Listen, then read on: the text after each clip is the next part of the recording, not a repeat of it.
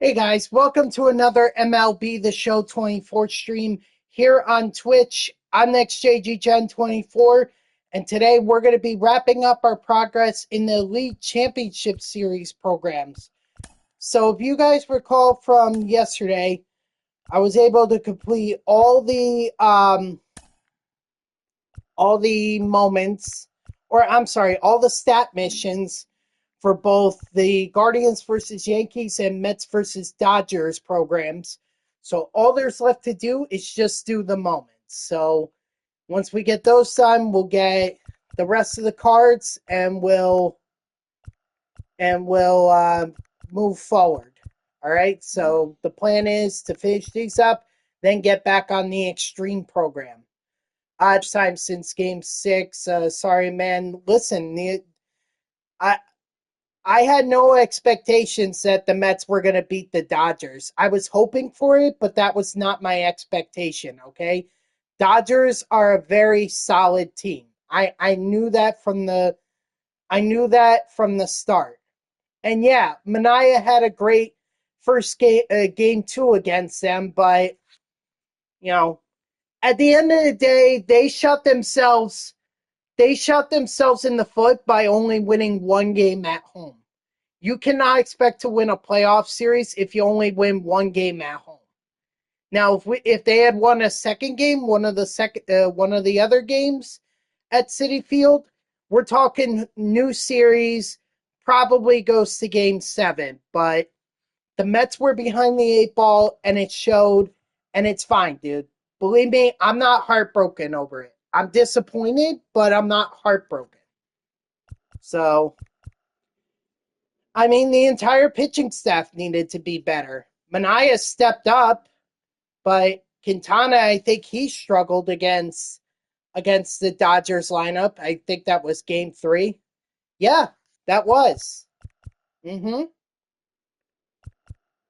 I think it was also the first time that every game in a league championship series had a run differential of 5 or more in each game. Like that's hardly, I don't think that's ever happened.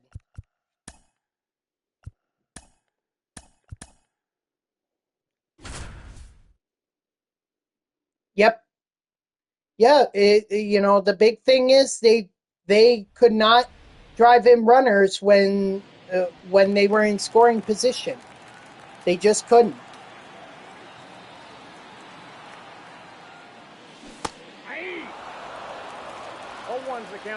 And that's not just Lindor, okay? Alonso was guilty of it. Jesse Winker was guilty of it. Jeff McNeil was guilty of it. There were a lot of players. It'd be one thing if it was just one play. It's a whole different thing when it's the entire team that struggled. Yeah, Tommy Edman was absolutely fantastic. That's why he was NLCS MVP. So Dodgers made the right move in acquiring him. Obviously saw something in him that the Cardinals did not.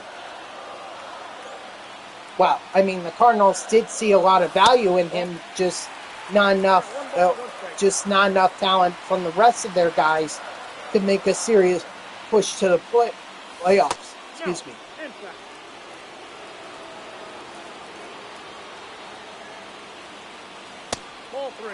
I don't really know about Miguel Vargas. I really don't. Obviously, picking up Kopech and Edman, that's huge. That's huge. So, but for me, only trade works out if you win the World Series. So we'll see what they do against the Yankees. The series starts tomorrow.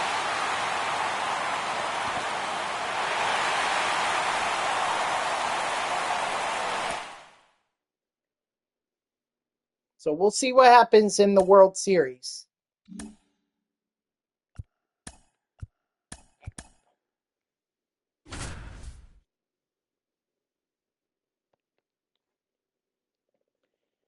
I mean, the big thing for the Dodgers is not to let the Yankees bullpen shut them down.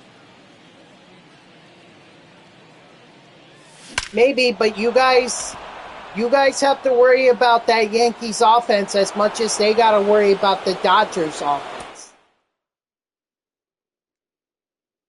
So don't underestimate the Yankees offense. I think they've shown that they can go toe-to-toe. Big, bold claim, Giancarlo Stanton has been hot in the playoffs. And we haven't even talked about Judge and Soto. So don't forget Jazz Chisholm Jr. He could show up. Okay, I'm just telling you. I'm just telling you. But the Mets saw Flaherty, and Game 5, they absolutely ripped on him. Scored like 6 or 7 runs before they pulled Flaherty.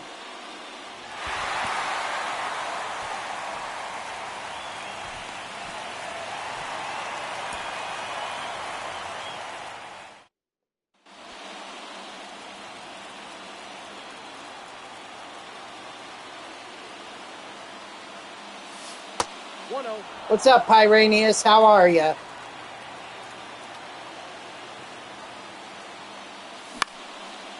Not to mention, I'd be worried about that bullpen game.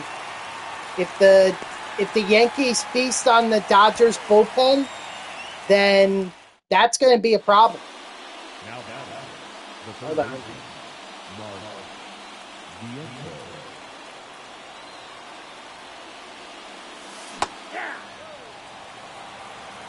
The count.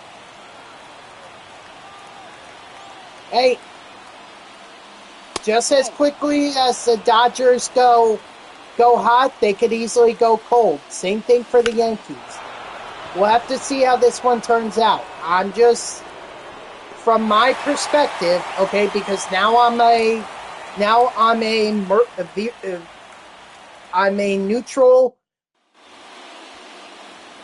I am a neutral observer at this point because I have no vested interest in the World Series, other than I'd like the Yankees not to win their 28th, but that's about as far as my bias goes.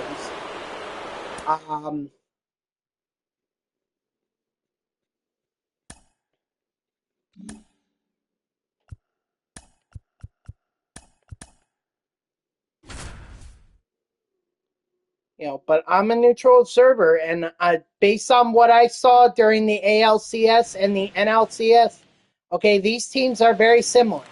Very high-powered offenses, all right, and maybe not as deep bullpens as they would like. Yeah, but I haven't seen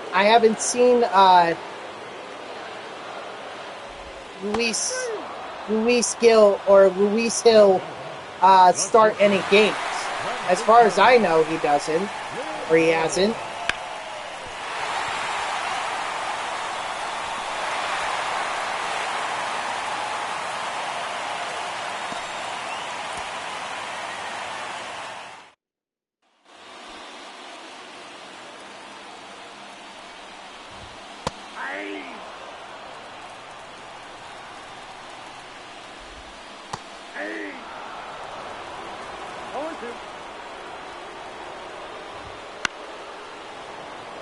No, I think this is game... I want to say this is game 3 or game 4. Whichever one Bueller started, because this is Bueller.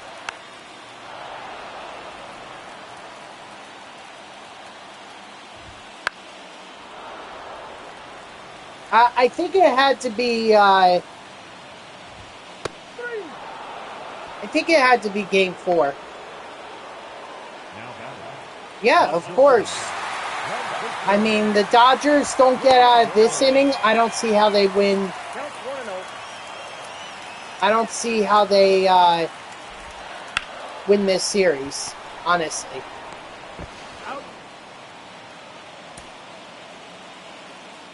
Why don't I call I think the game is calling it, but we're in moments, so I don't think they really care. Sometimes the game has called me out on it, yeah. Other times it's let me get away with it, so. That's a ball. But that's good to know, because I never really worried about that. And I didn't understand why sometimes I was being called for a ball. Strike 3, sit out. Honestly, I think that's stupid. That's a stupid rule. Pitchers have to come set anyways.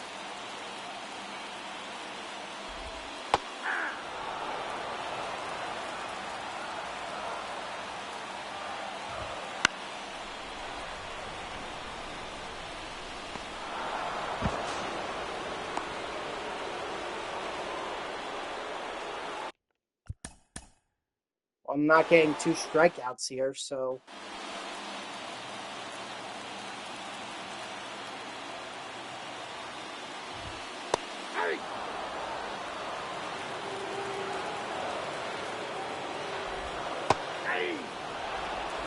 No balls, 2 strikes. It's easy to get Alvarez to strike out.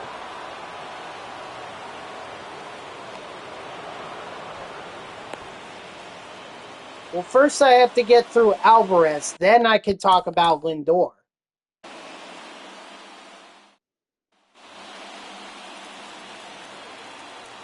I also think what's not helpful is that my screen or my camera, where I placed my camera, is kind of blocking my view of what pitch they want me. Honestly, that's the fault of the camera that I'm, or the camera angle, the pitching camera angle that I'm on, especially here at Citi Field. It's like mad annoying.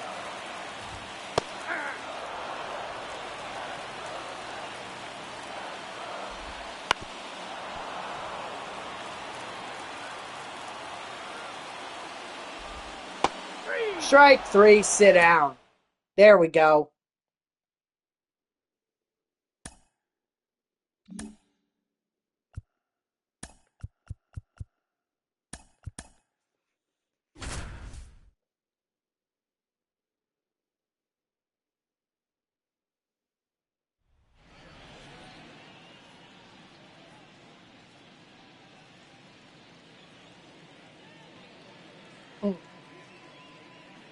I think that was a circle change, not a curveball. But it's fine. It's fine.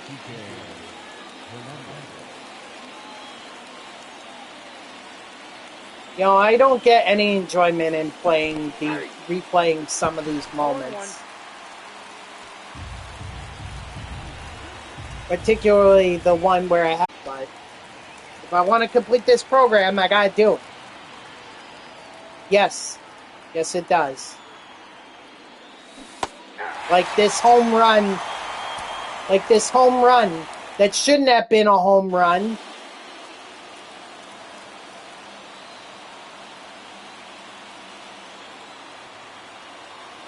But it was. 0-1 for count.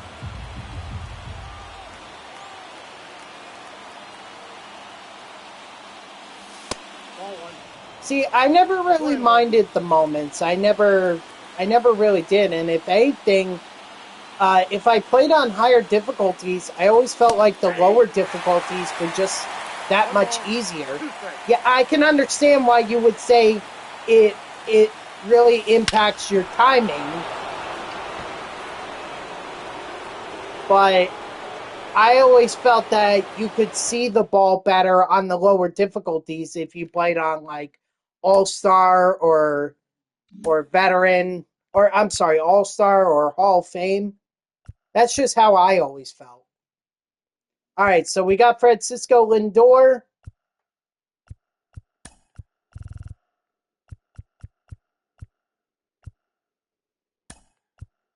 Now we need to get 6 total bases with Mookie Betts.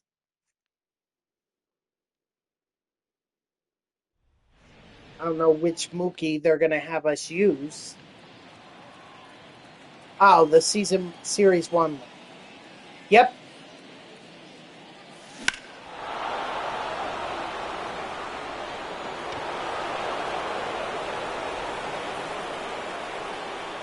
Yep, I absolutely agree.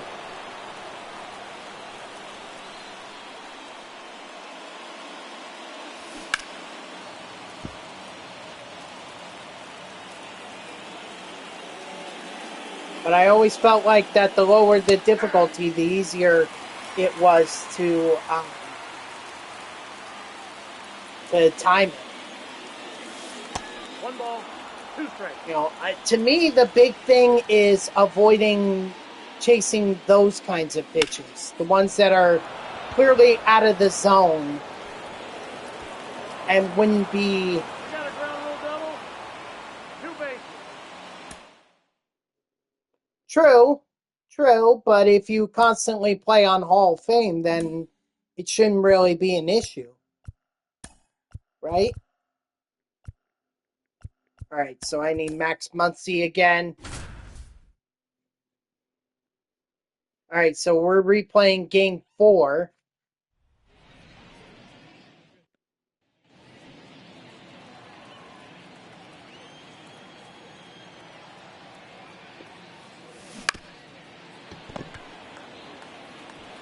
He's out. Has not hit Muncy.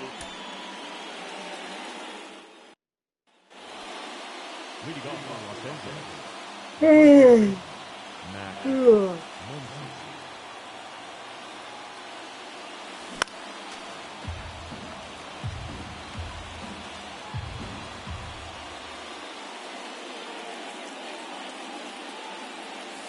Hey!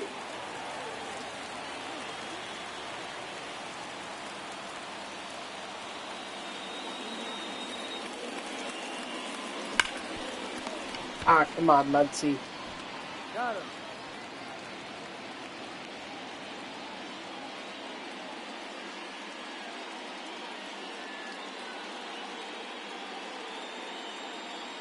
Sorry. I was just looking at something.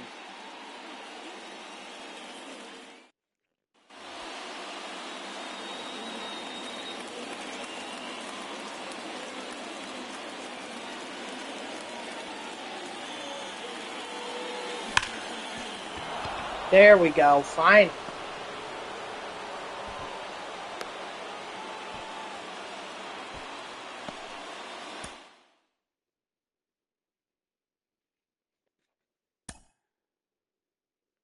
Ooh, chase pack. Nice. I'll open that up when once I'm done with these.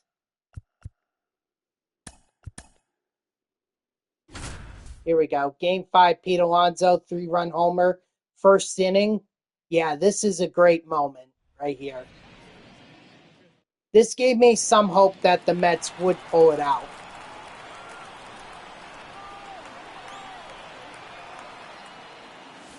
Nope. That's inside.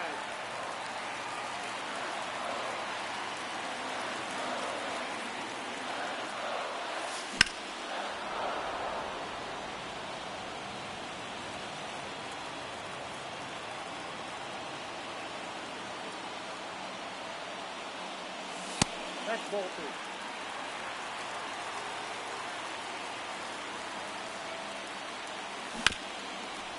Ah,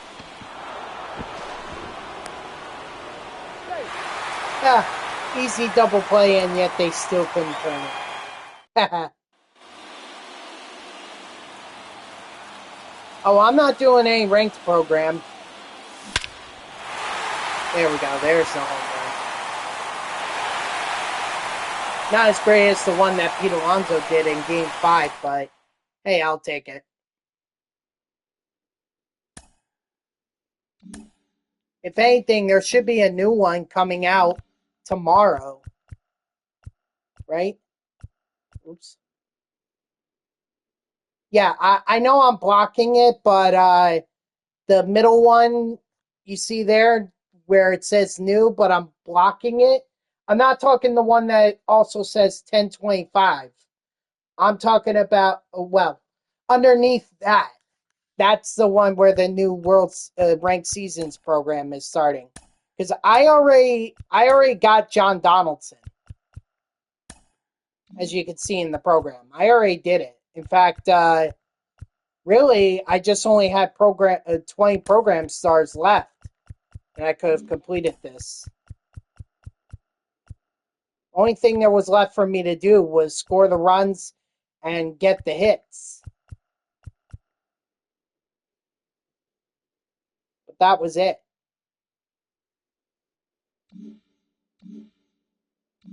Still, I'm not gonna grind ranked seasons. You know, I've got these programs left to do, not to mention the extreme program, which I've been focusing on lately, Pyranius. So that's taking up my time until there's new content out there.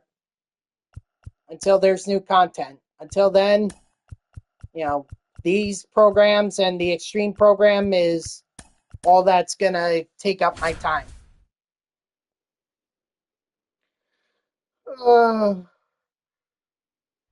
Yeah. Batting fifth, the designated hitter, Jesse Winker.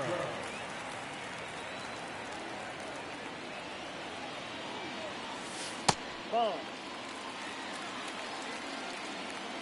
Yeah, not even going to take me a half hour to complete this this program. Heck, it's not even going to take me 25 minutes. I mean, that's great. If I could keep it under an hour to completing these programs, that'd be freaking fantastic. So there we go. Mets versus Dodgers program is done, and I'll move on to the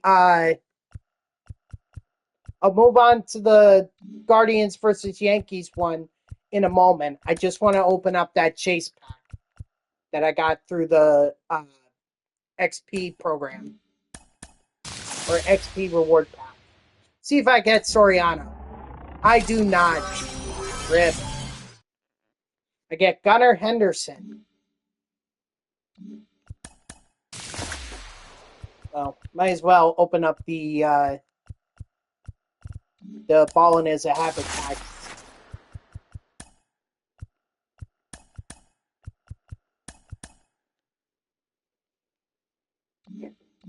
Okay. Now we can go back to Guardians versus Yankees.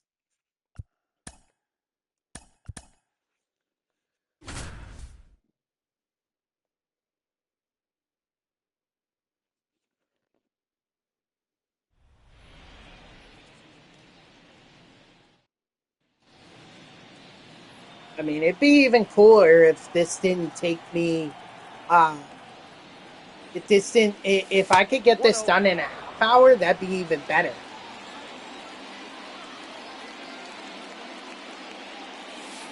Ball two.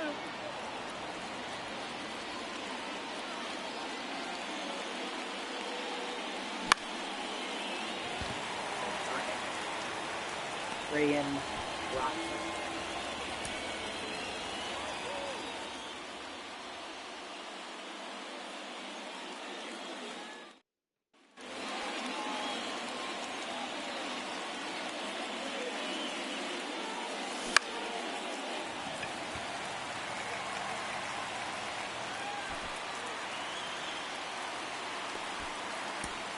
Now, let me be clear that just because I get these programs done does not mean that I would end the stream. I just want to make that clear. I would just move on to the extreme program. All right, I've got the mini seasons to wrap up, and I'm gonna try this. Somebody was suggesting that I build a lineup full of speed guys and just bump my way aboard. So we'll see how that goes, you know?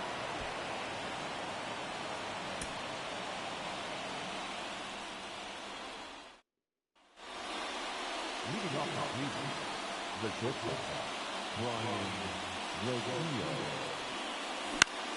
Plus, even if it doesn't work out, I'm only losing one game. But, I mean, this guy claims to be a top 100 MLB The Show player. So, if his strategy does work, and I have plenty of speed guys I can put in to be able to wrap it up, or be able to do it. So, we'll definitely give it a test run. And if it doesn't work in the first game, then I'll go back to what I was doing. And I'll never try Legend again.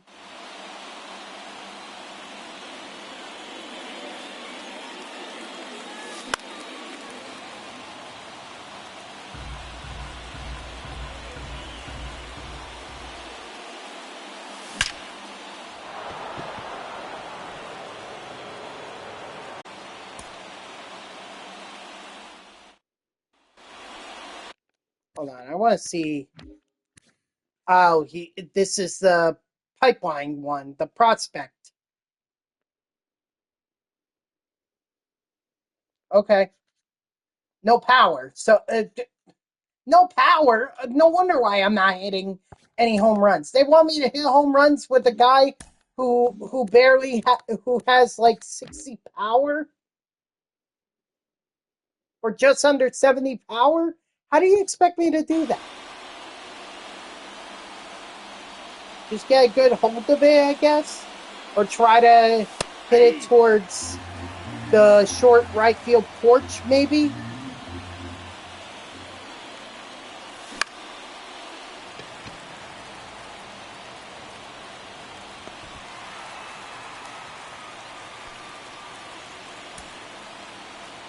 Uh-oh.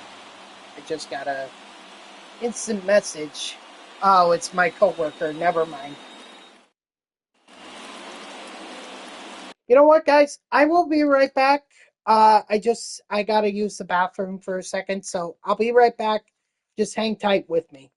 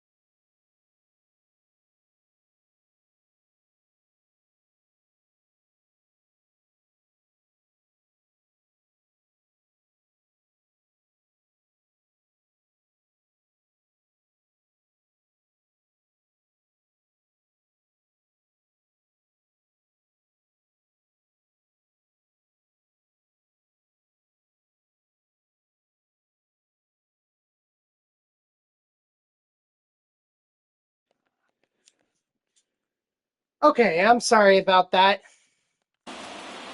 Let's say we get right back into this, huh?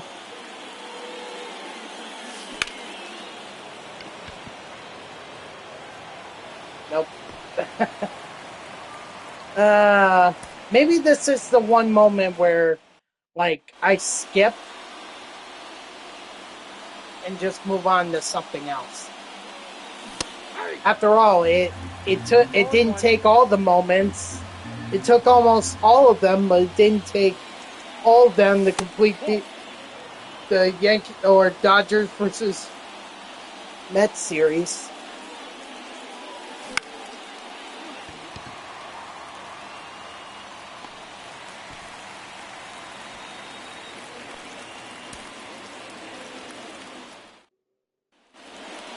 Now, as far as this series matchup goes, I already said that I thought the Dodgers were going to win it in 6. But I think there's a lot of other factors to discuss, and I kind of hinted, well, not really, but I kind of talked about it earlier, how these teams are very similar.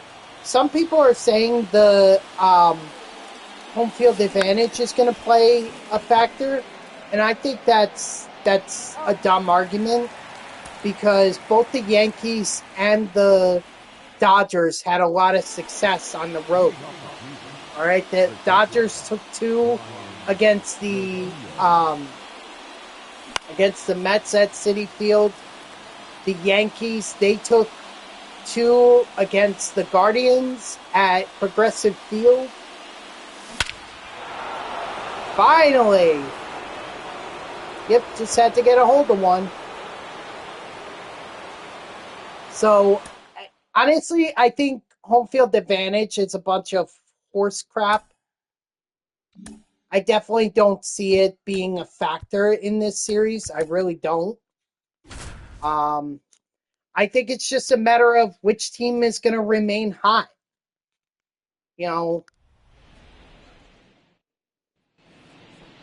The center fielder, number 99. In my mind, maybe the Yankees have advantage in terms of playing in colder weather. I mean, the Dodgers, they did play in New York and took 2 out of 3 in some pretty cold weather. But with that said, I think the Yankees have a bit more experience in that. They not only played in New York, but they also played in Cleveland, where I think temperatures were below 50. So that's pretty chilly.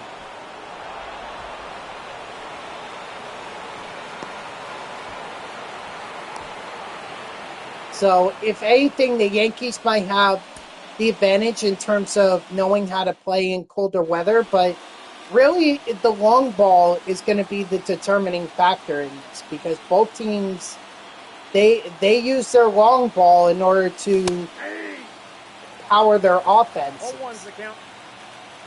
So, whichever team doesn't hit more home runs, I guess is the team that's gonna win this series. Or, I'm sorry, let me rephrase it. The team that hits the most home runs is probably going to be the team that wins this series. So, Ohtani better take advantage of that short right field porch. And let's also talk about the fact that this is not the first time for a lot of these players playing in these stadiums. Like, obviously the Yankees have played a bunch. I'm not talking about Yankees at Dodger Stadium and the Dodgers have been the Yankee Stadium. I'm talking about the players. All right, Shohei Ohtani and Mookie Betts have played at Yankee Stadium for other teams in the past. Okay, and the stadium has not changed much since they were last there.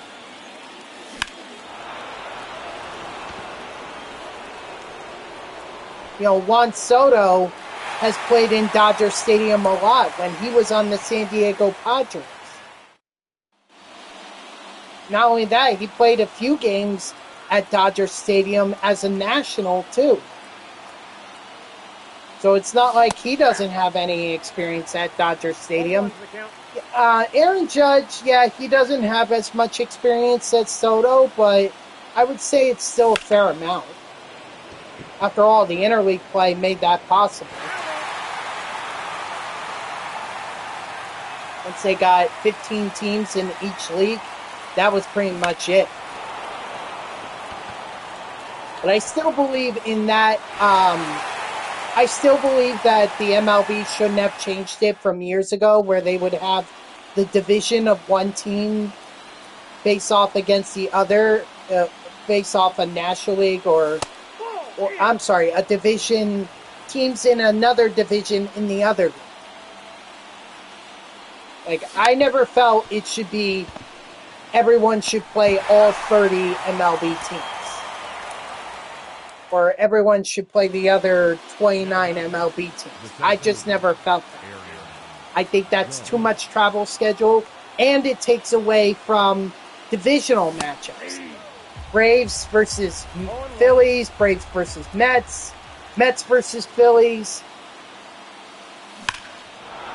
You know, I really think this whole play, all 30 teams play each other, kind of hurts the divisional matchups, particularly in September. And that's when they're really important, because that could be a divisional race right there. So I've never been one in favor of this. Never have been and never will be. I'll always be in favor of teams from one division in one league playing teams in another division in the other league. That's what I'm in favor of, not this. So I hope MLB I hope MLB does reverse course and actually chooses to do something, go back to what they had prior to 2023, I think is when they first implemented this, or maybe it was 2024. I mean, the last year that I can recall is, or the last year I can recall where interleague was division to division, was 2022.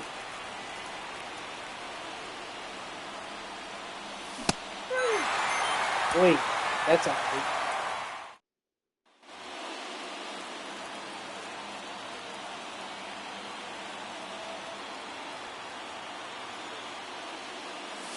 The only thing is, I think MLB is going to keep this because they want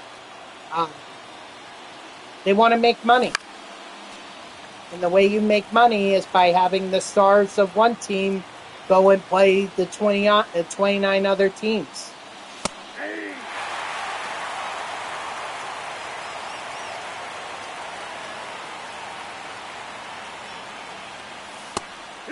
You know, something interesting that I saw from ESPN, and, you know, I think it really is kind of a preview as to what we're going to see in the World Series. They were saying that there were over 6 million viewers for the League Championship Series between Yankees and Guardians and Mets and Dodgers. And that's like the highest it's been since 2017. And I think that's freaking fantastic. Like, just shows you that these teams were very competitive. These series were very competitive. I know the Guardians only won one game in the American League Championship Series. I'm not going to be blind to that. But what I am saying is that if that's a lot of viewers, and all four teams put on a heck of a show. All right, you can argue that some of those numbers is probably inflated because of international. You know, I'm not going to deny that the Ohtani effect, or effect, was in play here.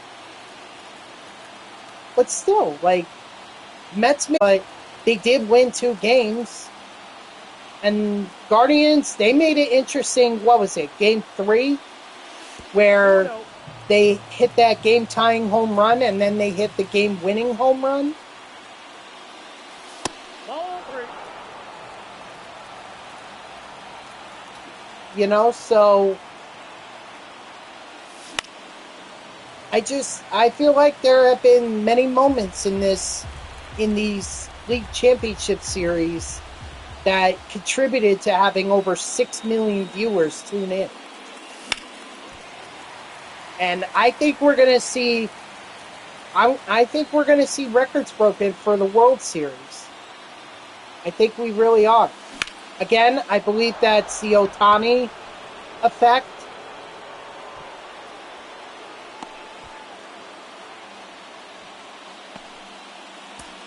But you know what? Dodgers and Yankees, the top 2 teams in the American League and National League going at it, that's the way it should be. Best of the best.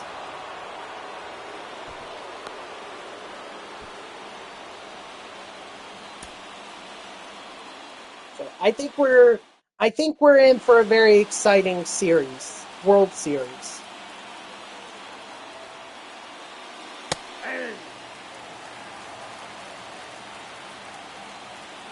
I still think the Dodgers will take it in 6, but and no, I'm not basing my prediction on what that dog said, the one that bounces the basketballs into the nets, and then the nets are like have the team logos on them in front of the nets, and whichever ball whichever net the ball lands in, that's the one who's gonna.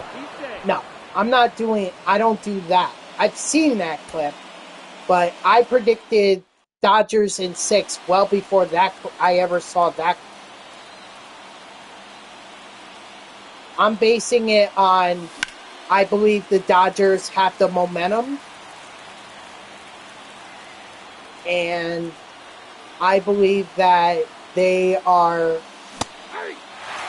I think a lot of people are underestimating them because of their high-powered offense. They don't think the pitching is as good with all the injuries and everything, and I can understand that argument. But this is still a solid squad. All right?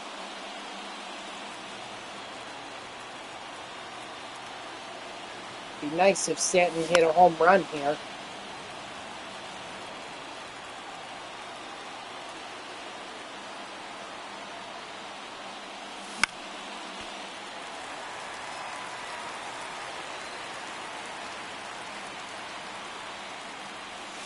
One ball, 2 strikes.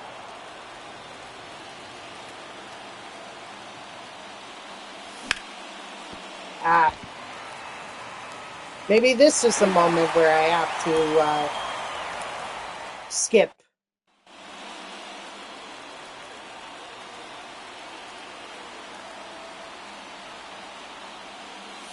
You know what? I'm going to try and aim low. We'll see how that works out. There we go. See? That's all I needed.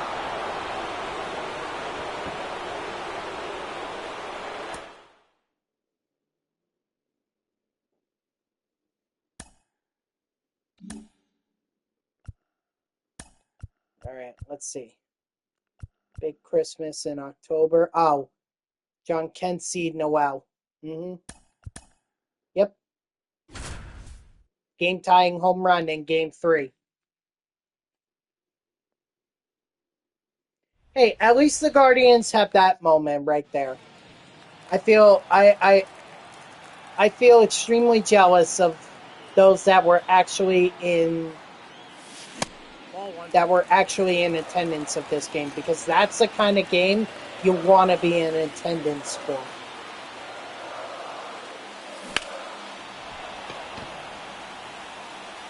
Well, I was very fortunate in 2023 to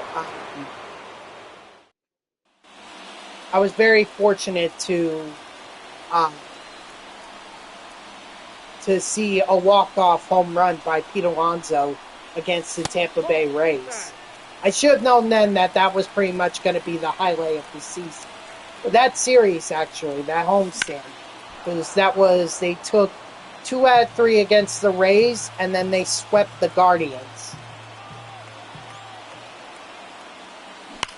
But that was pretty much the World Series for the Mets that year, 2023. But love that I was there for that game. Yeah, it cost me some sleep, but you know what? I'm young. I can handle it. Or I'm young enough.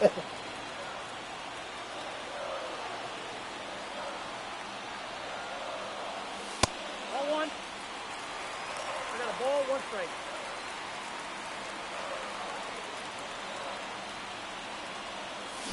Hey, 2.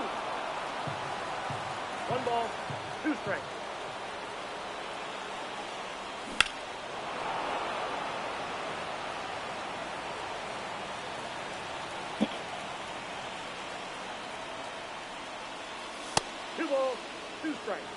I really want to get this done. I really want to get this done so that I can move on.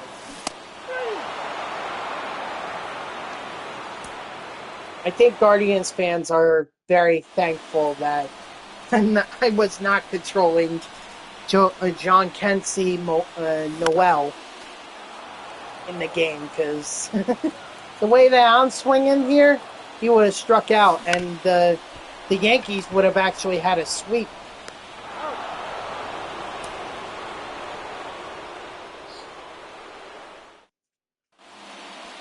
Now the right field.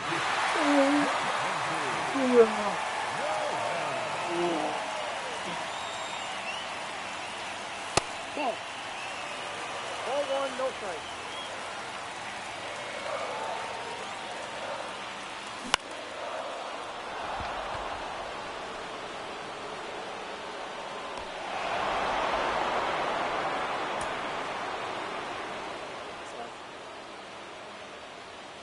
You know, what was interesting was that someone was suggesting that because Winker had a bad run at the end of the season, that the Mets should let him go. And, like, I wanted to respond to this guy. I probably should have. That there's a lot more factors that go in than how a guy played in one half of the season. Because if we were basing it off of that, then the Mets should have re-signed should have signed Javier Baez. And based on what we know right now, with how he's doing with the Tigers, I would say it's a pretty good bet to say that we were very fortunate, or we made the right decision to move on from him. All right? So that's one argument. The other argument is that there are like I said, a lot more factors. Such as the fact that with Winker, you had hustle. With Winker, you had intensity. Okay? Every time Winker was in the lineup, he played like it was his last game. Sure, he wasn't always successful, but you know what? The average MLB hitter usually averages between 250 and 300 batting average. And it's like, that's 25 to 30% of the time. You're telling me you're going to average 1 hit in 4 at-bats in a game, if you're lucky to get that. If your team is having a bad game, you might get 1 in 3 at-bats. Either way, I don't think that's fair. I don't think that's fair to judge Winker on.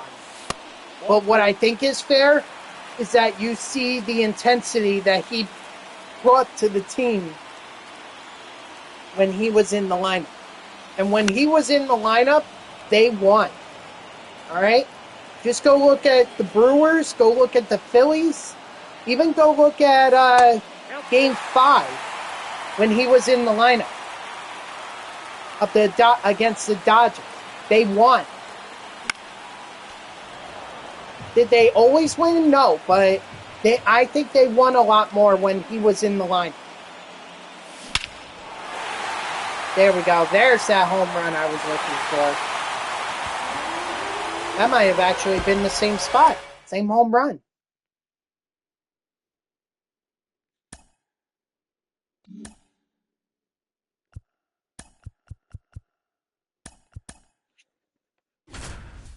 Anyway, but more than that, like whenever Winker was on the base paths, he hustled. Okay? I think he had a triple in what was it? Might have been game 2 against the Brewers. All right, he hustled. And it was very clear he enjoyed his time in New York. All right, he was happy to be here. And that's another factor for me personally. If you want to be here and you're going to play with that intensity, I'll re-sign you.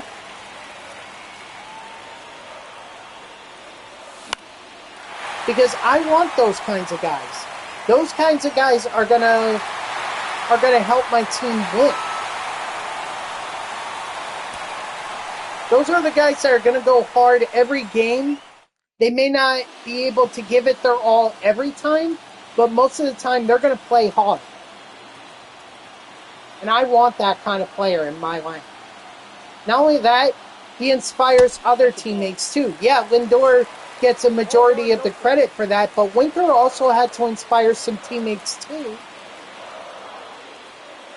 He had to show guys how to play with that intensity. He had to show them how to hustle. All right?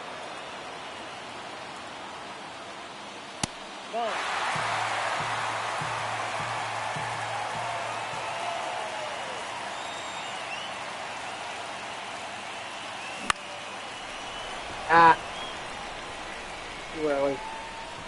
That's alright. I was underneath there anyway. So I definitely think they should re-sign Winker. And if anything, you may be signing him as a DH, but he could play outfield too. It's not like he's a total liability in the outfield. When he was on the Nationals, he had the highest WAR, and he was playing in the outfield almost every day. So it's not like he can't play the outfield. And I think with the Mets, potentially releasing Harrison Bader, Starling Marte, I think you need all the outfielders you can get. So Jesse Winker can fill that void unless you either get someone who's even better to fill him or fill in for him, or you call up somebody from the farm system to take his place. And then he just goes back to DH. Not to mention, you're getting rid of JD Martinez, too, who is a pure DH. He's pure DH. And honestly, I don't think the Mets want him back. He couldn't even come through for them in the postseason. He said he loves to play in the postseason. Sure as hell didn't look like that.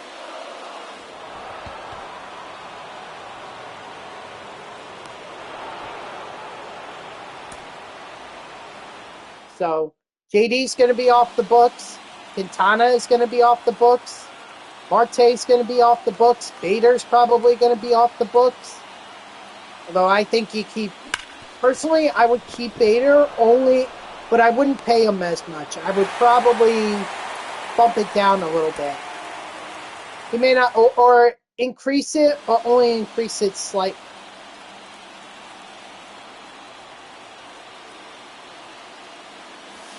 Ball, that's out.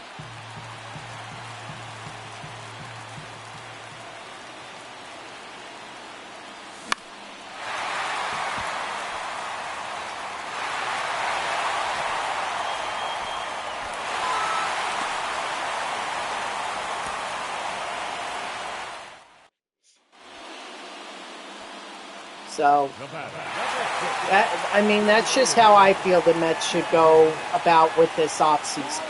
Clearly, we're not there. We have to wait until this World Series is over. But I think contingency plans should be put in place. They should definitely re-sign Alonso, but honestly, I wouldn't give him any more than between $20 to $25 million a year, And I'm only giving him 5. The only reason I'm going that high is because of sentimental value. Now, if some other team wants to pay him $30 million a year, then by all means he can take that chance. But me personally, I would not pay him any more between 25 between 20 and 25 million. That's the most I'm going. And if that, so I hope the Mets stick to that. Or maybe they want to give him one more year. But personally, I think we saw all we needed to see in this. I think we saw all we need to see this season about where Alonso is in terms of a 1-year deal. Plus, the Mets are going to be after Soto. And let me be clear, that's not me suggesting that Soto is going to leave for free agency. Personally, I think that's a mistake on Scott Boras's part if he allows Soto to leave the Yankees. All right? I think Soto wants to win. He wants to win multiple World Series, okay? He could win his second, and the Yankees provide him one of the best opportunities. He can certainly try the Dodgers, but I don't think the Dodgers are going to be able to offer him as much money as they did with Shohei Ohtani. Certainly try the Mets, but the Mets only got to the National League Championship Series this year, whereas Juan Soto is in the World Series right now. I have to think that winning is going to play a factor in where Soto wants to be. So I personally think he stays with the Yankees. I think the Yankees can afford a contract like his, and I don't think they care about luxury tax. The only downside to it is I think that's going to hurt Jason Dominguez. Which, if that's the case, I know it may seem unlikely, but if they plan on sticking with Soto and they can't fill Jason Dominguez, or they can't find a spot for Dominguez, maybe the Mets make an offer.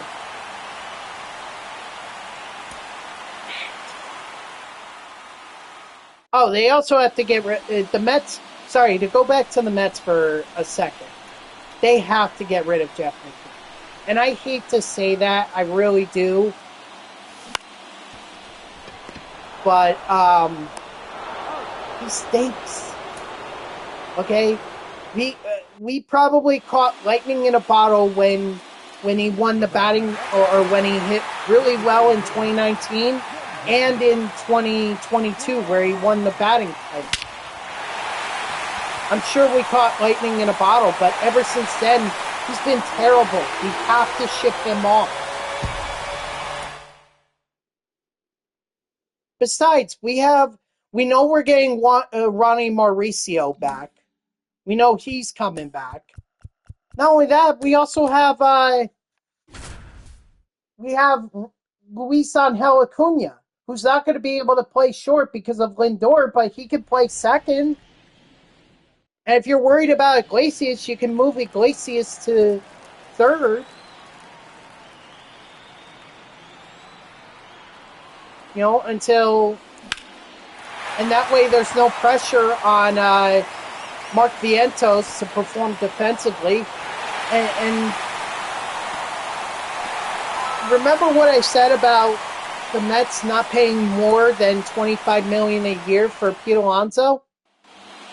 If he's asking for more than that, you let him walk and you move Mark Vientos to first. That's what you do.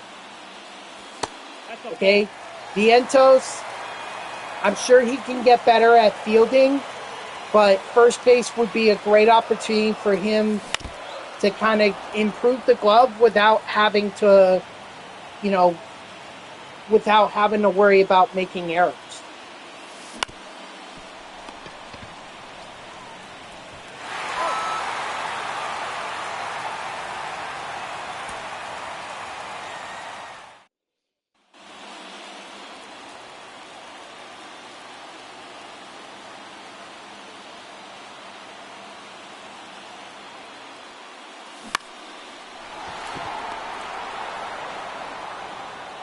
So I say they get rid of McNeil.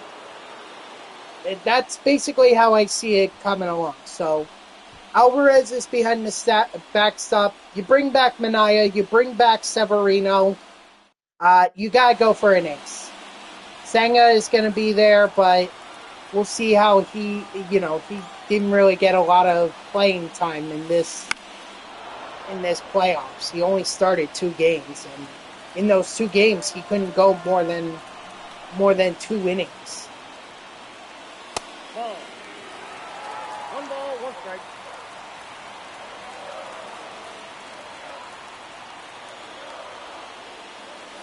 Ball. You got 2 balls, 1 strike. Let's put the sheets on.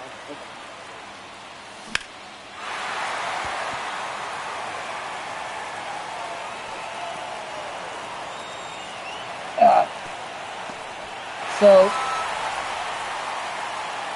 and you also bring back Stanek and Maton, but you let Ottavino walk. You're like, I'm done with Ottavino.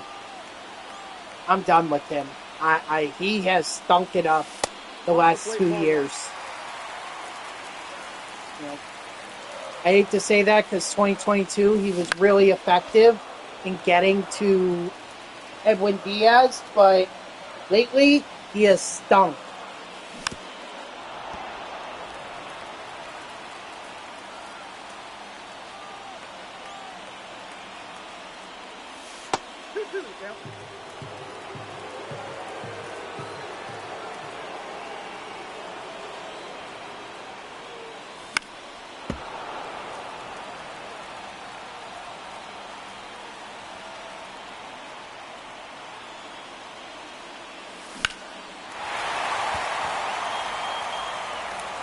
Oh my gosh.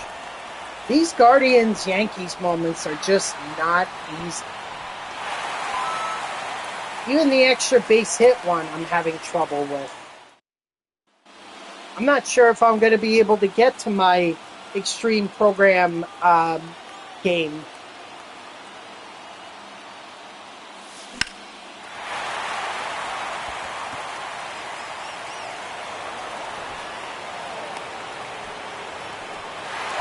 I was so hopeful to get this done within an hour.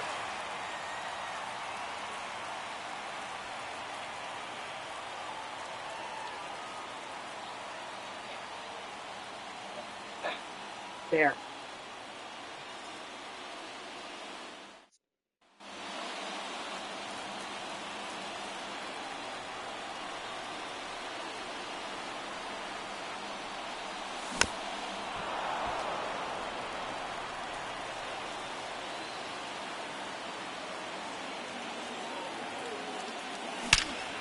There we go, finally. And I think I actually did that better than Josh Naylor did.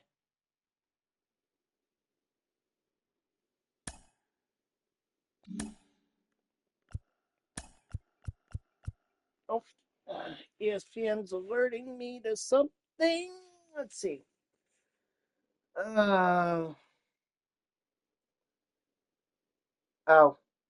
NFL trade deadline. One of the most unexciting, one of the more non-exciting trade deadlines in sports.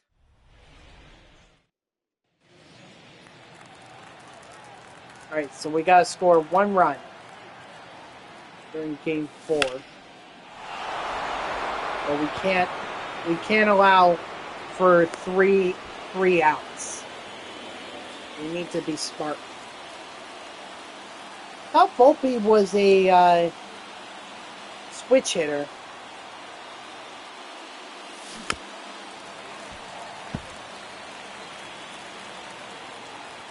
I don't know. I guess not.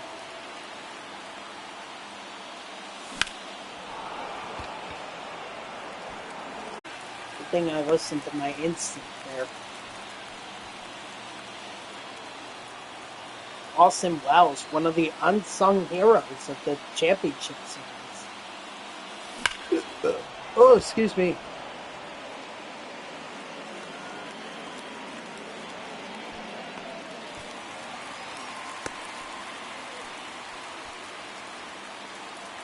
Ugh.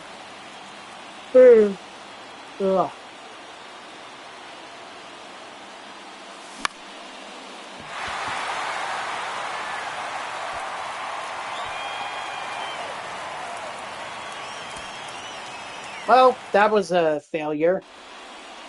That's okay. We still got time. But we can get this done. See, all it took was one swing.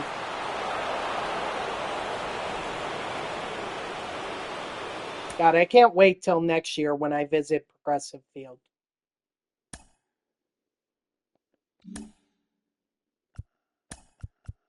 All right, next up, Tommy Cale.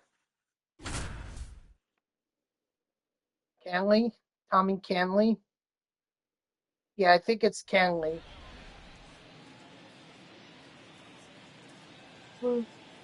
Maybe it's Conley. Tommy Conley.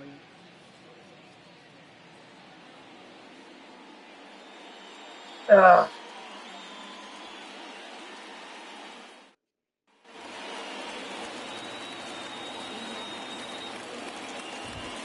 Ball, that's out.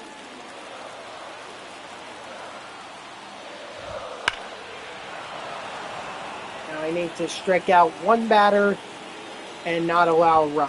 Yeah. 1 ball, 2 strikes.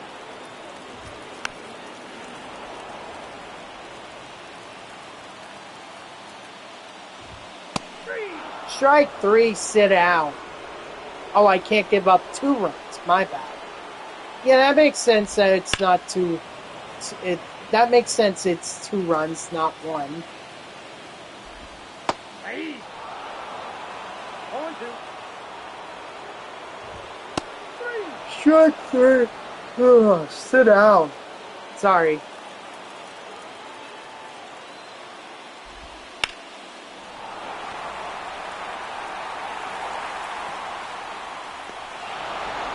Perfect. Now I just need to do 1 moment. And I'll have this program done too. Alright, so it might take me an hour and 15. They're both home runs, so it doesn't really matter. I guess I might as well go Soto.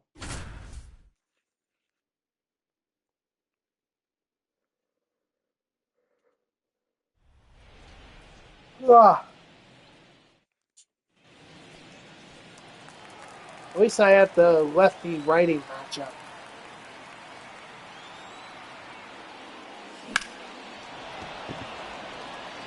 Not home run.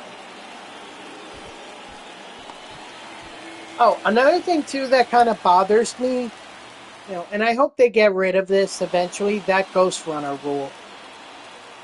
Maybe it's just because I grew up in the era pre ghost runner rule where, you basically had to. I get why they have the ghost runner, but I feel like that should be more reserved for like the later extra innings. Like if you want to put it in around the 12th, 13th, or 14th inning and beyond, I understand that. But to do it in the 10th and 11th inning, I think to me is kind of ridiculous. And I'm glad for the playoffs they actually stuck with that.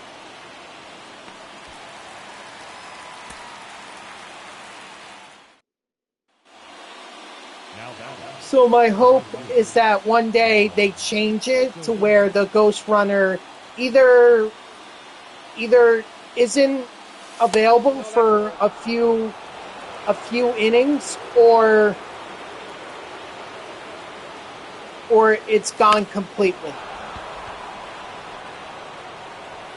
And in fact, I'll even suggest an idea for Ghost Runner. Let it be a strategy. Let the managers have the option of saying, okay, I want to use my Ghost Runner for this inning. Because I believe I can walk it off, or I believe I can take the lead in extras here. But you only get one. and then that's it. It's much like a replay review.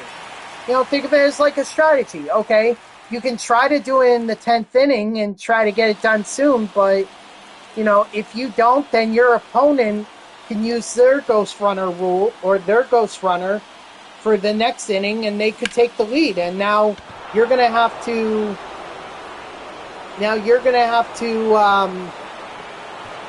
Score a run in order to tie up the game, and you can't do it with any base runners. So, I think that's a great idea. Actually, I'm glad that I thought about that. Yeah, like let it be a strategy thing. That or have it in the later inning or later extra innings. Have it in like the 12th, 13th, 12th inning and beyond. I would say that. But for the first two extra innings, I say don't let there be any ghost runners. That or make it a strategy. Say to the managers, okay, we'll give you one ghost runner that you can use in extras. Get one. If you don't cash that runner in, you're done. Or you cannot use the ghost runner rule again.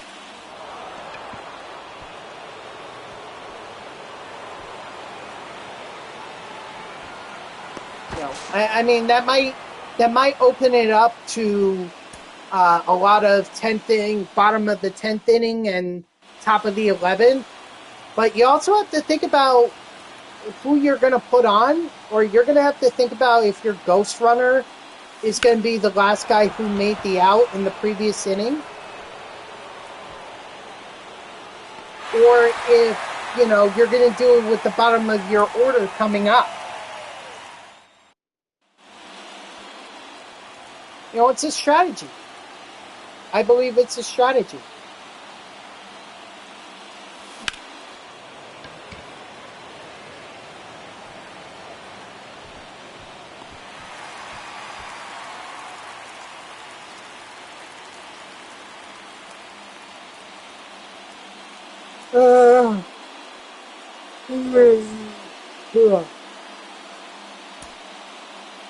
So, let me know what you guys think. Would it be cool, or would it be good to have it as a strategy option in the extra innings, or should it just be for like the 11th or the 12th inning and beyond?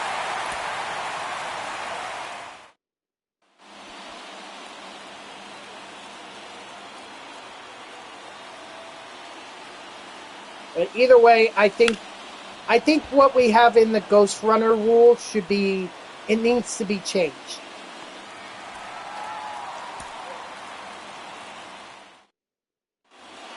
We cannot have it in the 10th inning. I understand they want to speed the game up, but this should not be the way to do it.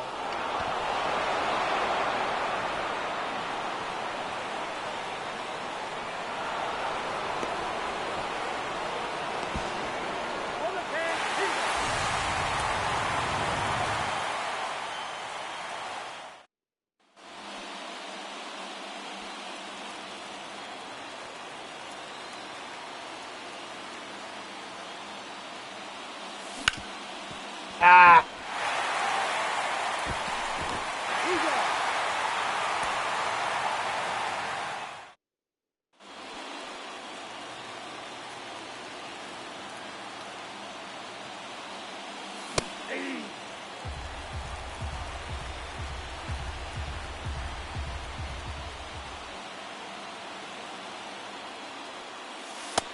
One ball, one strike.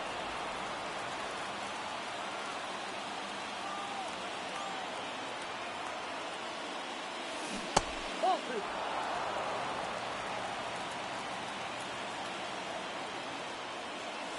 That's the ball. 3 balls, 1 strike.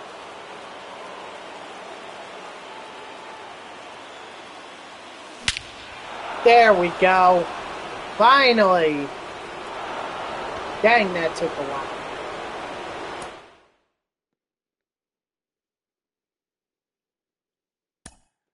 But there we go. Giancarlo Stanton. It's officially ours. Nice. I also got 2,500 steps. Like that. All right. That's the end of the programs. So what do you say we go ahead and try that extreme mini seasons glitch?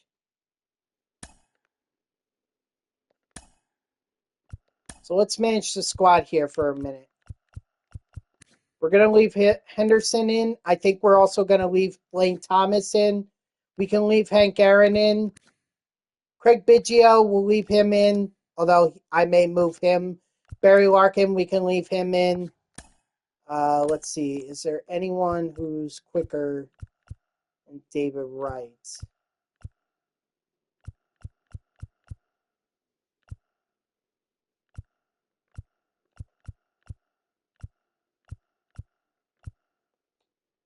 There's this guy, Trey Lipscomb.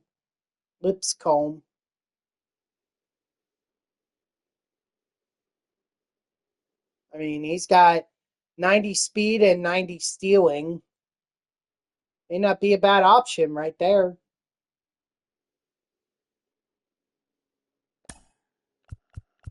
Corbin Carroll, will leave him in. I don't think we're going to get much faster than that. We could always, here's the other thing, we could always move Craig Biggio to catcher. And then we can find someone for second base.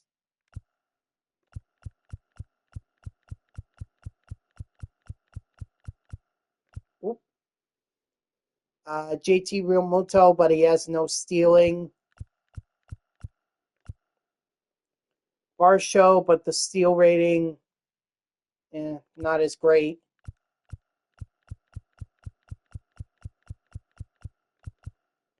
You have JT Realmuto again, but no steal. Harry Ford, haven't played with this card since Series 1. Yeah, he's got decent speed, but not that quick. So we could use Biggio, we could, and then I could always put in someone like Ian Kinsler or Whit Merrifield. Well, Merrifield, actually. Actually, I could go with Jackie Robinson. Jackie Robinson would be the better idea.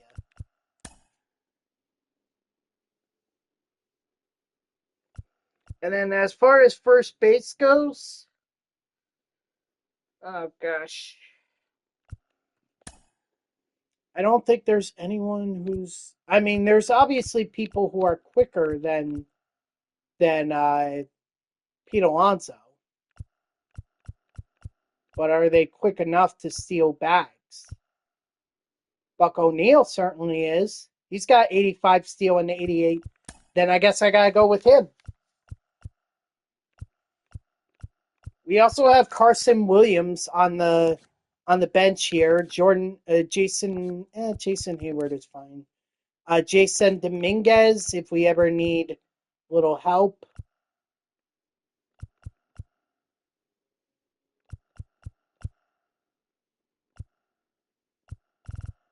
So let's see, who's the slowest out of all of them?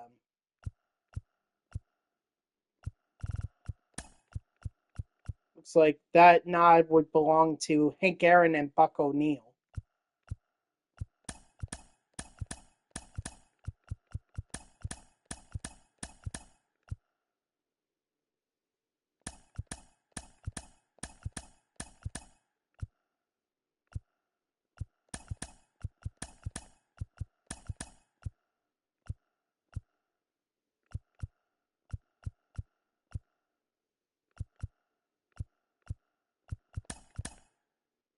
All right, let's see how this goes.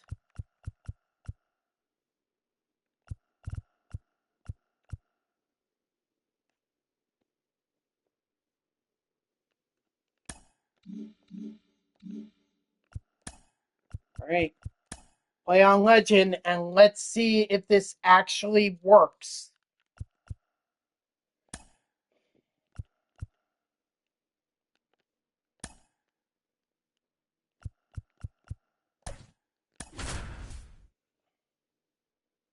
Unfortunately, I start off the game pitching, so I'm not going to give him a shot, at least for now.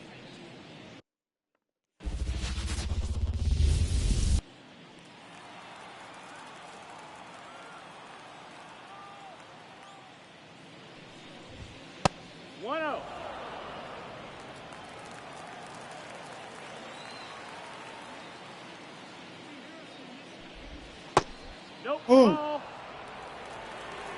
2-0. Yeah, it's only one game. 3-1. But I gotta locate.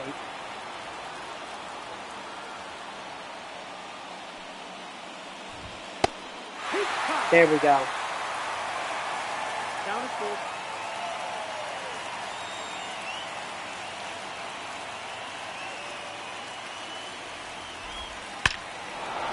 Oy. I hope that guy's strategy really does work.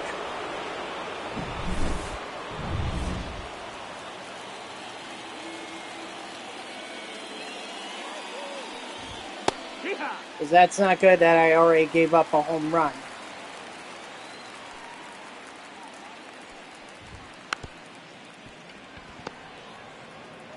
Up.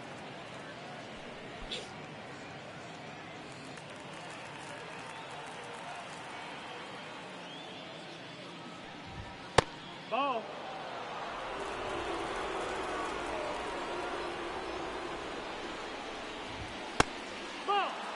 I mean, if I have to walk Sammy Sosa, I'll walk Sammy Sosa. But I cannot give him anything to drop.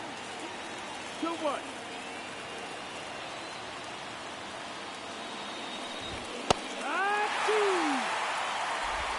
Two and two.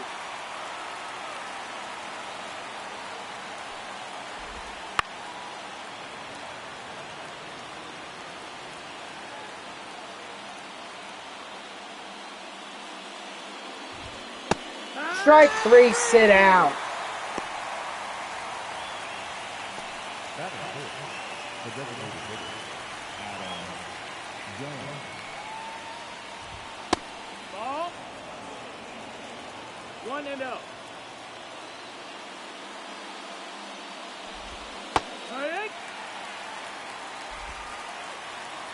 Again, this is just a test run. Alright, this is just a test run. We're seeing if this glitch that this guy told me about actually works.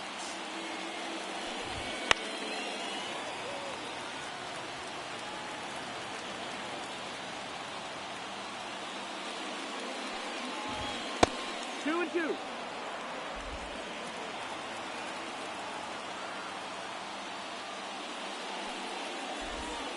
Strike 3, sit down.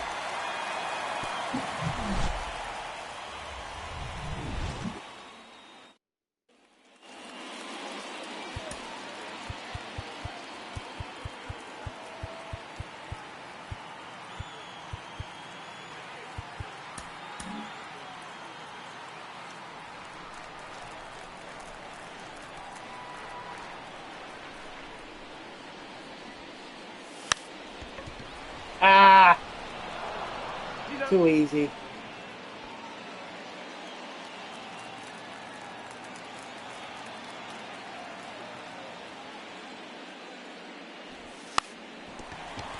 That's a foul ball.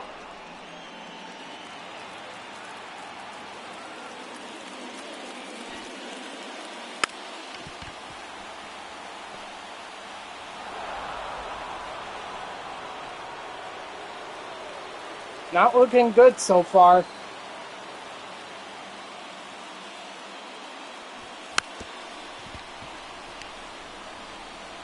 Yep. Okay, so not a good first inning. Now,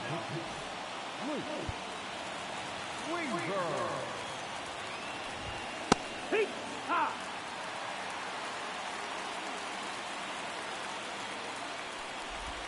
Hey, up.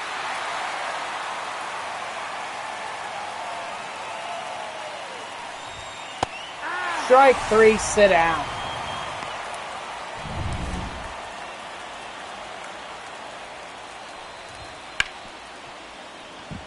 Oh, I just missed it.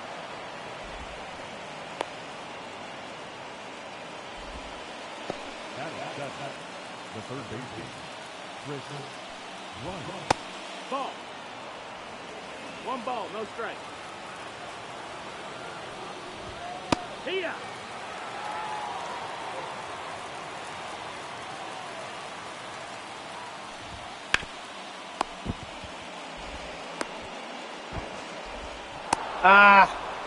Should have known. Should have known.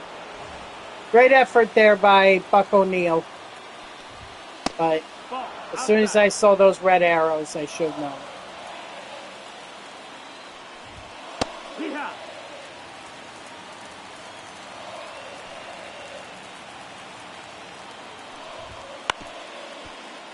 Ball.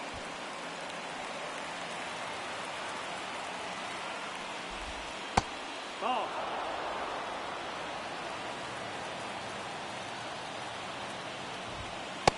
Strike 3, sit down. Okay, so I know I can strike out batters on Legend, but just can't hit. That's a ball. That's inside.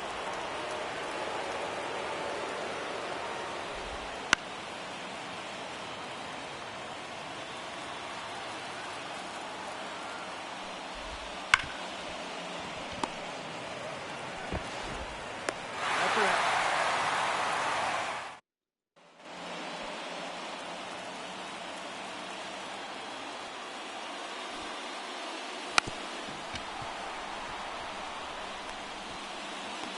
All right, so far so good.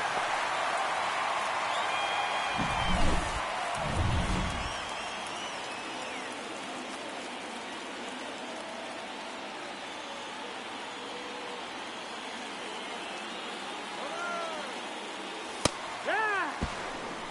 No.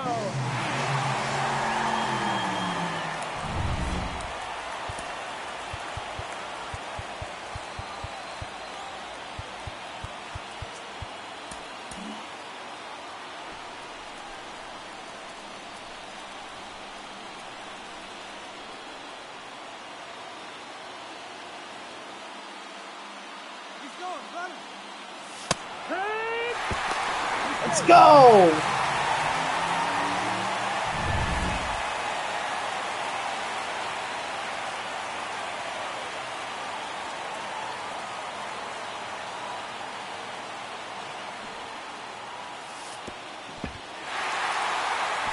Nah, don't go, don't go. Let's just take the base run.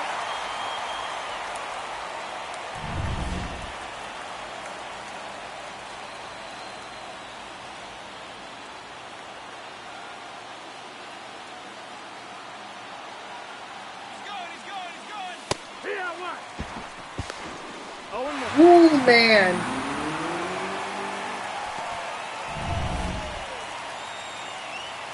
I mean, I could very well win this game.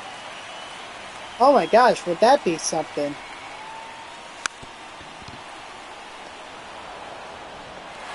Why? What did you do that? Oh my gosh, are you that stupid? Wow. Oh, I gotta take advantage of that. You know I got it. Now I gotta win this game.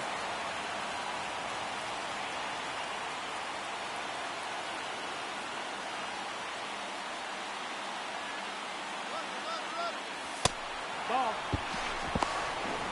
Let's go! Oh my gosh.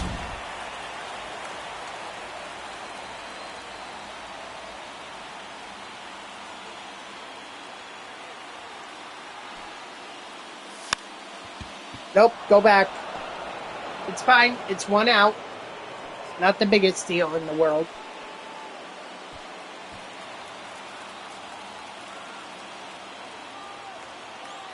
But I can't blow any more opportunities like this. Oh my gosh, no! Oh, you gotta be kidding me. Batting ninth. And now Buck O'Neil is up.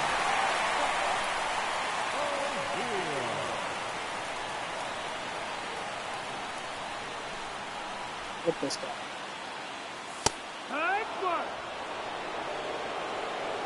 Buck, I hope you have a heck of a... I hope you have some legs. He may beat it. He beat it! Let's go! Now pitching. Bruce Sutter.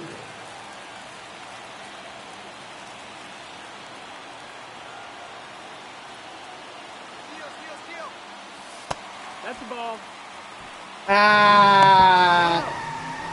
That was my own doing. But you know what? We got the 2 runs. That's what's important. Now pitching. So bring on Craig Kimbrell. Let's see how we do. 0-1.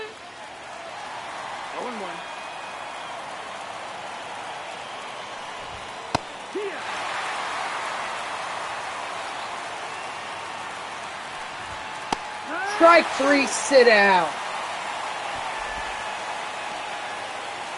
The batter. Luca.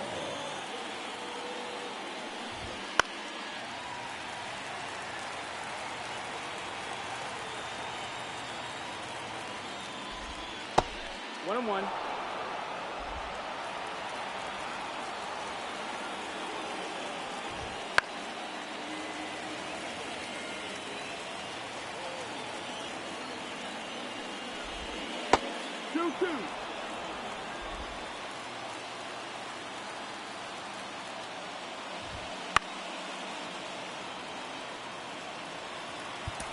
Just have someone warming up just in case things don't go well.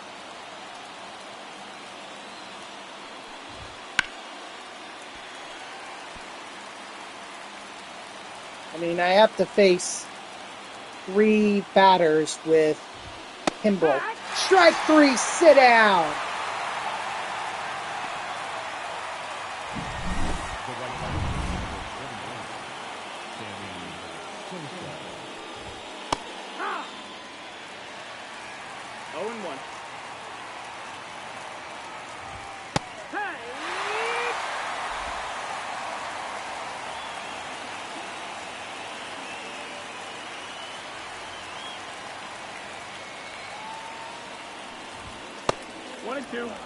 Probably better off that I missed there.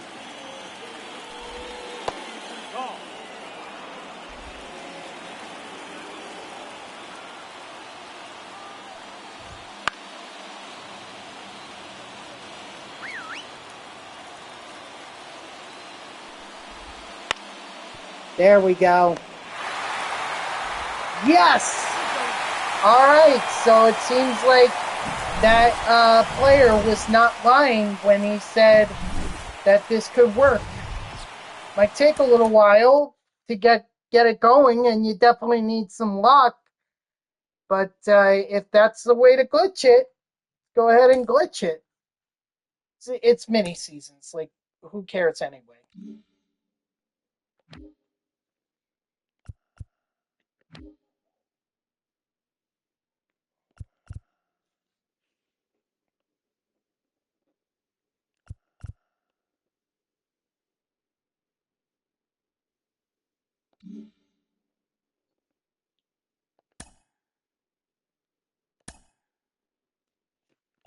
All we got to do it again.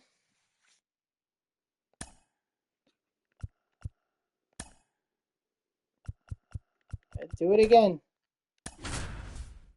Do it and do it and do it until we win. Or until we get the 5 vouchers.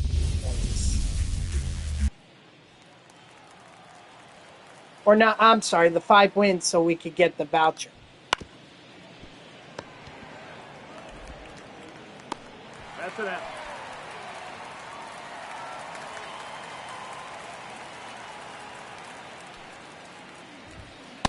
Ball.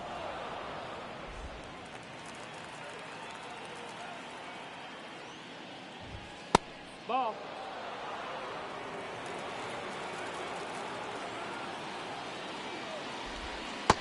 No, that missed. That's the ball.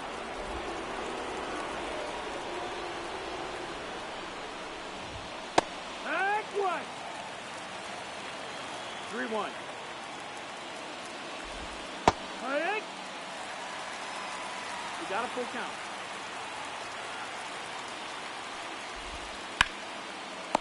Nice.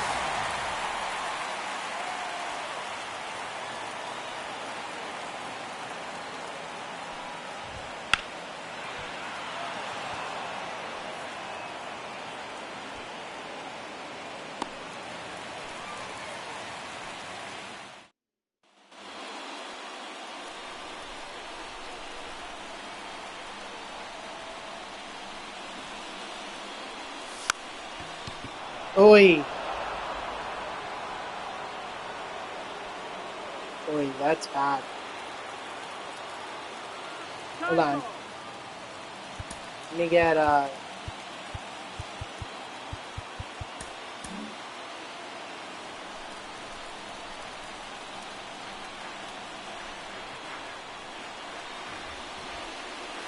Yeehaw!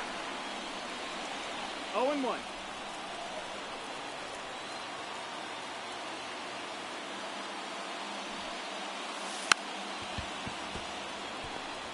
Come on, beat it, Jackie. Too late. Let's go! Jackie Robinson beats it. That is full. The designated hitter.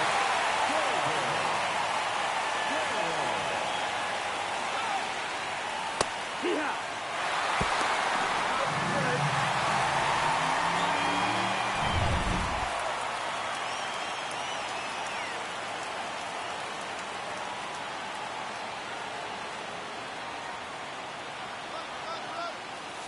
That's the ball. Oh, he may. Yeah, he's out. I shouldn't. Oh well. Yeehaw! 1-2.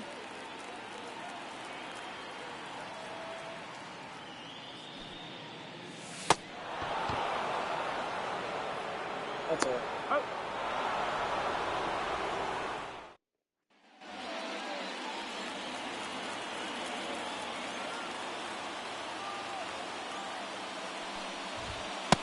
No, ball. I'm sure that Bummer is ready to come in, but I don't want to risk it. Well, actually, I am risking Hey, by keeping Darvish in here. I am very much risking.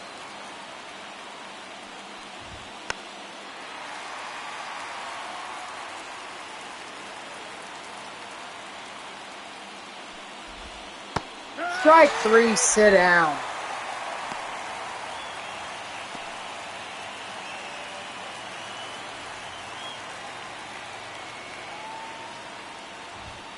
ball up.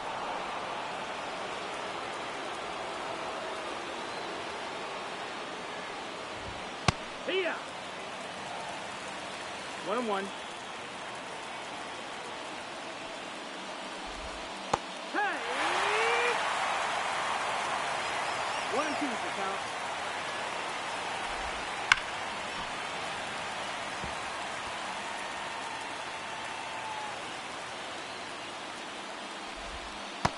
Strike 3, sit down.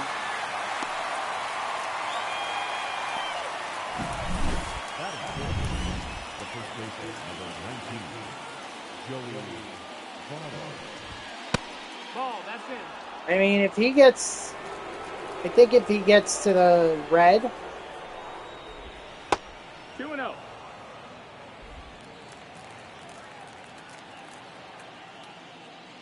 or if he allows Votto on, I'm taking him out. 2-1's the count. That's inside. Ball. And that looks like that's exactly what it looks like he's doing. Go for it. Yep, take him out. Take him out. Darvish is done. Thank you. Thank you, you. But you're tired. I could see it. Let's get out of this. I know it's risky to put in a lefty against a bunch of righties, but he was the only one I had one.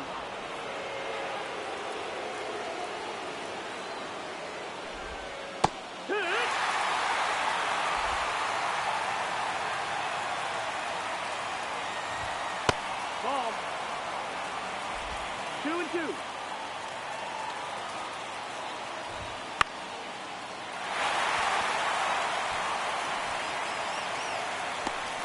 All right. Now let's see if we can actually take advantage this time.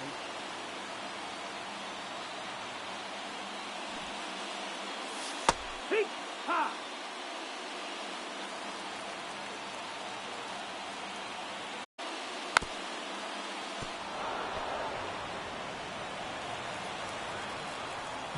If I strike out, I strike out.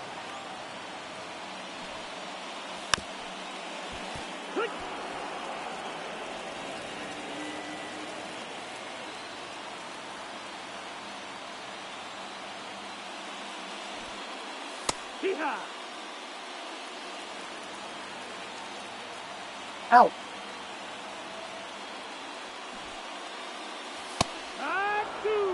I mean, the pitcher may not even give me anything there, or anything about it.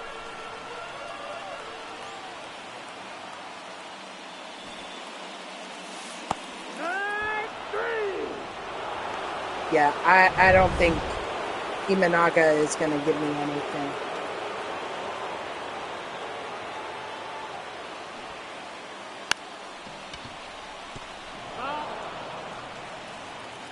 That's the first strike he's thrown, or first pitch inside the zone that actually...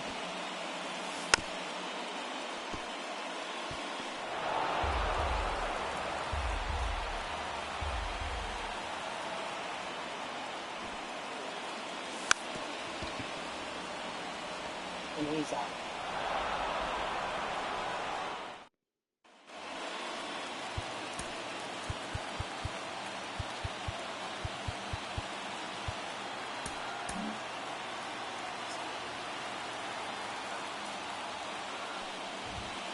One.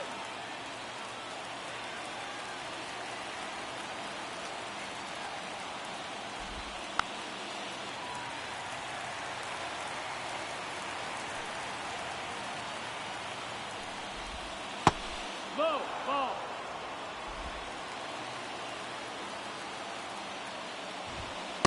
Ball.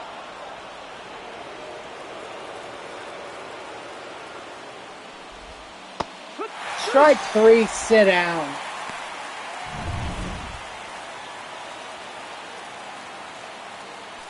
I mean, I don't have any doubt about my pitchers. It's just my batters that I have doubts about.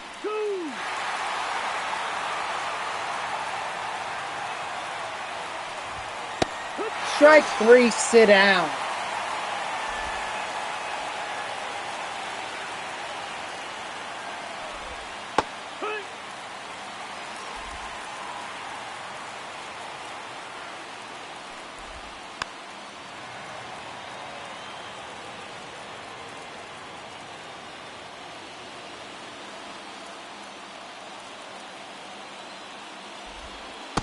Strike three, sit down. All right, chance for me to bunt it off. Now pitching, Bruce Sutter.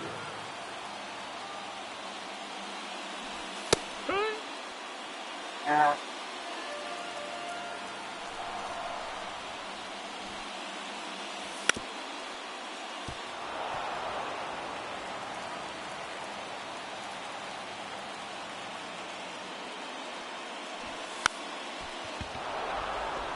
Well, better than a strikeout.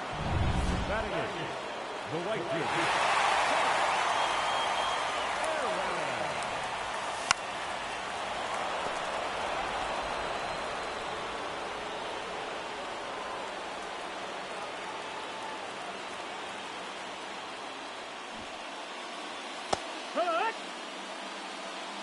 No balls. One strike.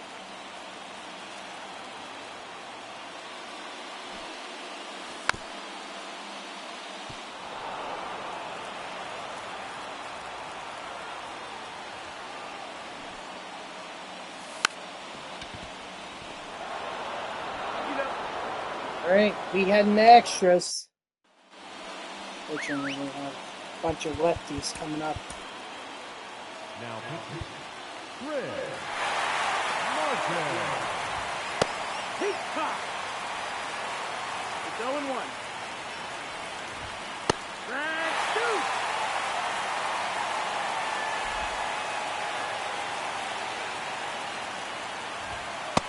Strike 3, sit down. That's a huge strikeout right there. That's the ball. Yeah, I mean, the upside to this Ghost Runner rule is that you,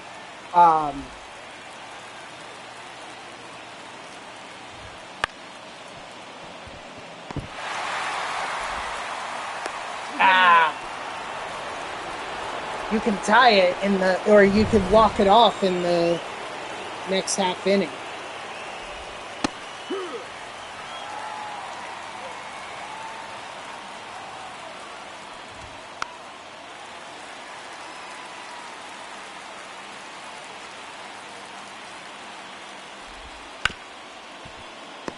Double play. Let's go. Turn it. Yes, sir. Huge. Huge right there. Huge.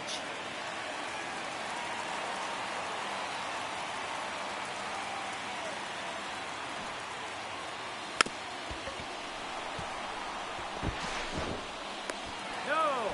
He's in there. Oh.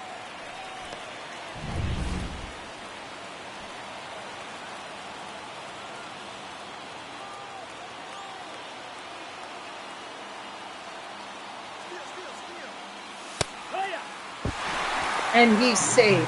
So if we don't get Buck O'Neil in, we do have Ricky Henderson.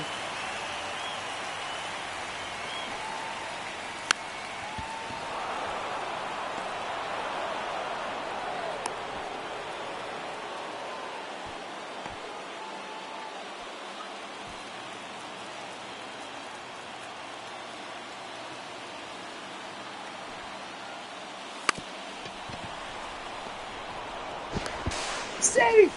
He was safe! Oh my gosh.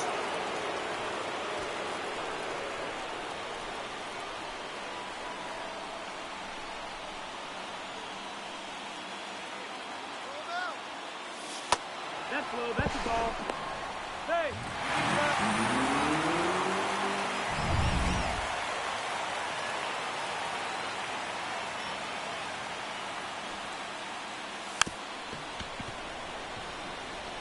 Come on, Craig. Ah! Dang it.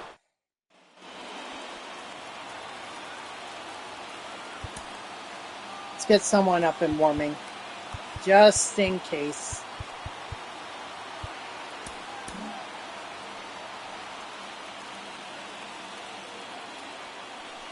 Should have done it in that half inning, but we blew it.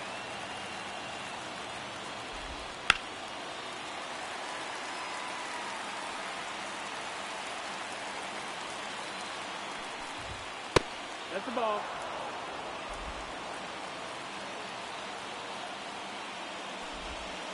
Strike 3, sit down.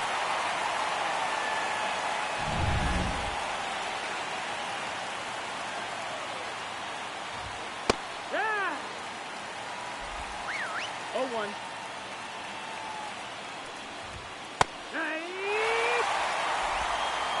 0-2. Ball. 1-2.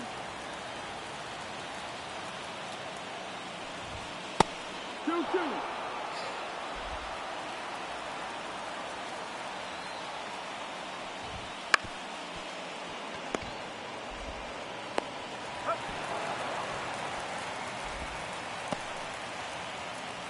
The batter, the third baseman, Chris Bryant.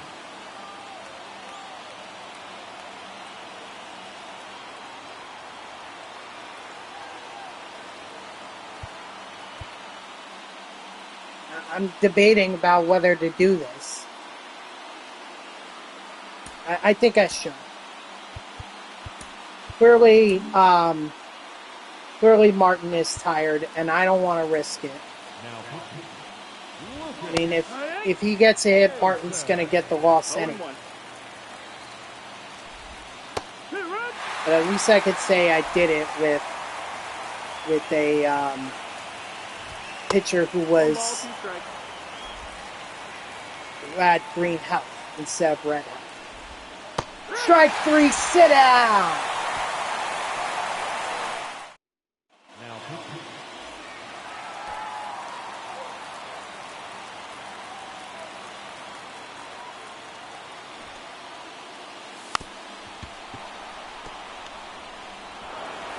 That's fine. I'm fine with that.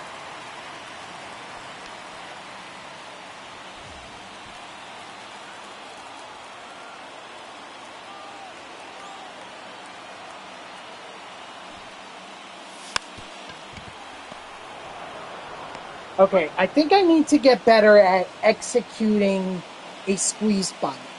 You know? I mean, I have some of the fastest players on this team here.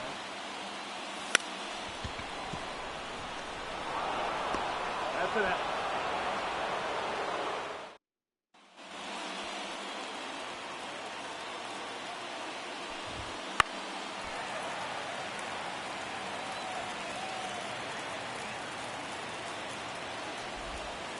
That's the ball, low.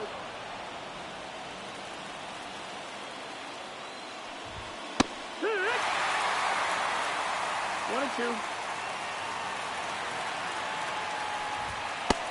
Strike 3, sit down. Huge strikeout right there.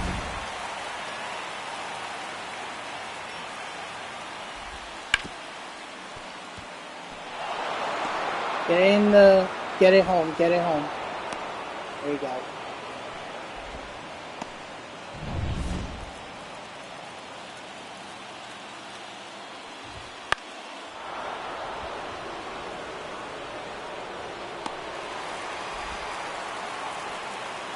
Got him! Got him, second out.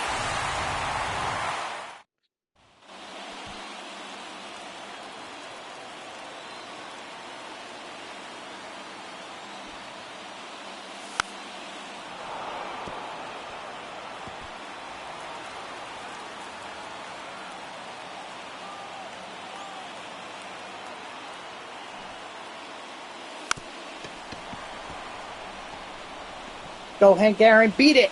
Yeah!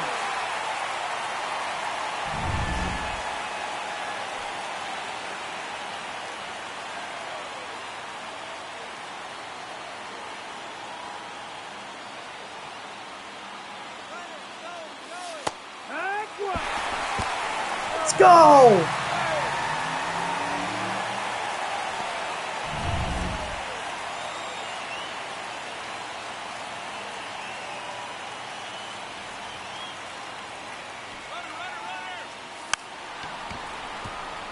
And that's how you win the game right there.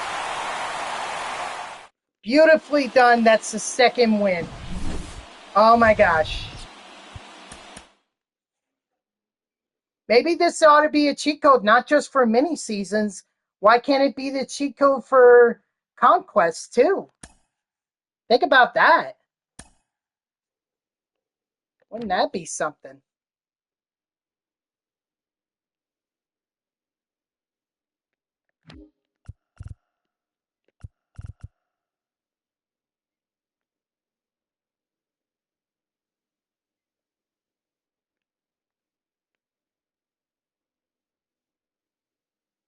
So it was Urseg that got the win. Yeah, that makes sense. Okay, so we're one win away from advancing to the championship. Which, that'd be good, because that can... I mean, not that it's going to earn me too much, but I'll be one step closer. And now that I'm batting first, it means that I can I can bunt.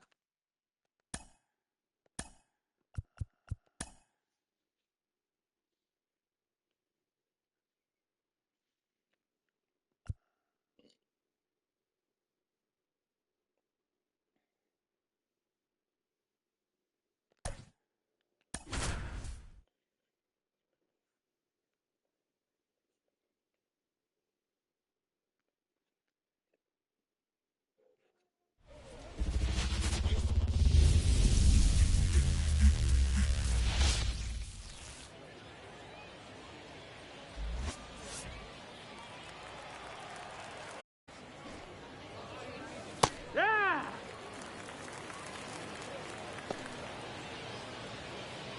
First pitch, 106. So I guess essentially this is me proving what that viewer was telling me, which is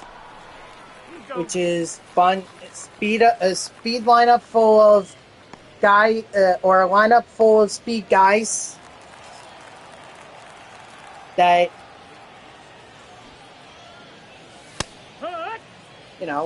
you can bunt over and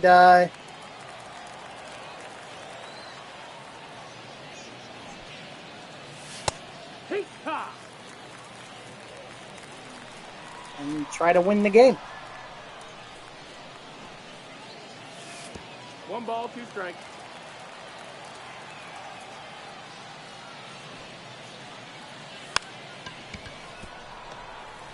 Out.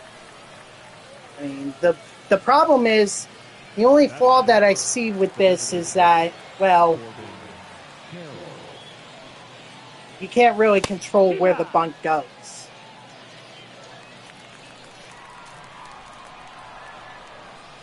And you can't control how far it goes, you know?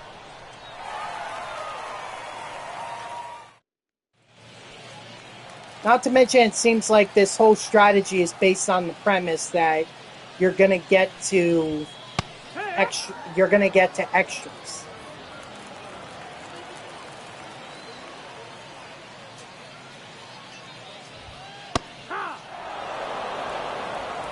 I went 2.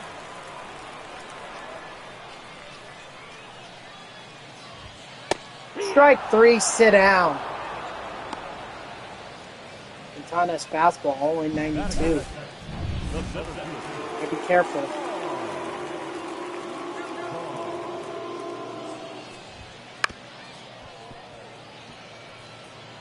And this is a stadium where one deep fly ball may be all that the London Lords need to be able to get the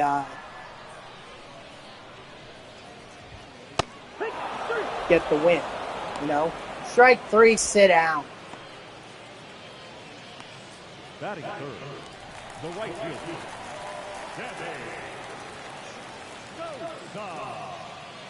Also, it's a really bad strategy it's not that great of a strategy in terms of stamina for your relief pitchers, too. You know, that's the thing you gotta think about.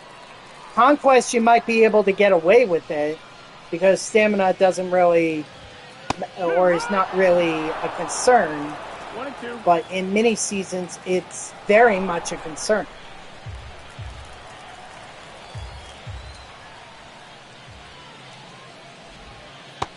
Strike 3, sit down. Tell me, Sosa, what are you swinging at?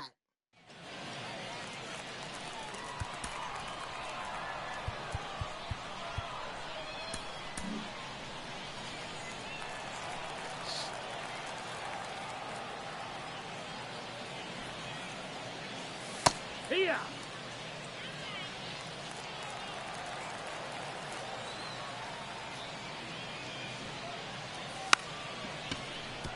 Come on, Biggio, you could beat that.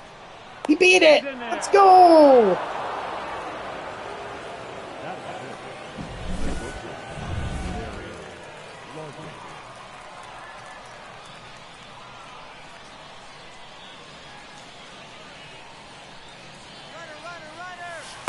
Ball.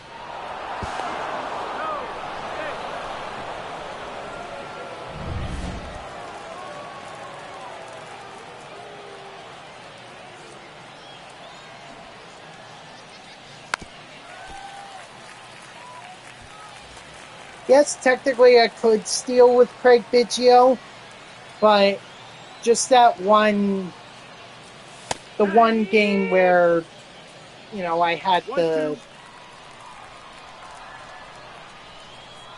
where I got thrown out at third is kind of making me second guess myself. 2-2.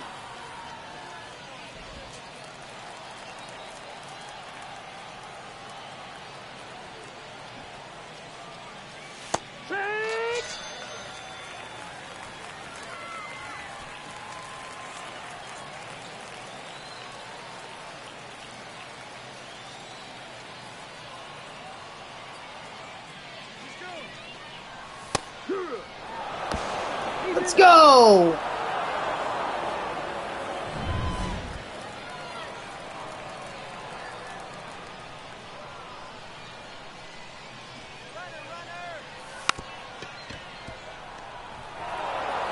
Yep, I'll take that.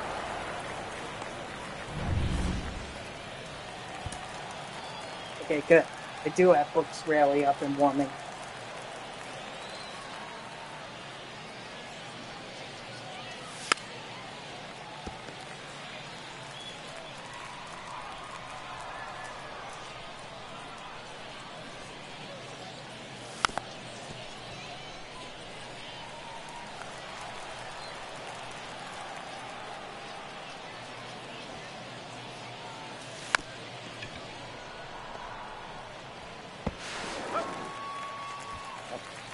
Can't say I didn't try, but at least we got that run.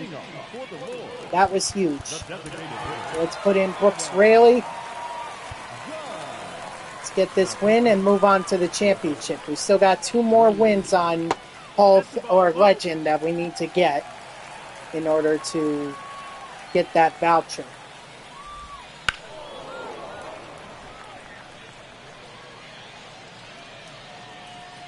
Oh, man. Misjudged it. I could have stole it. I could have caught it.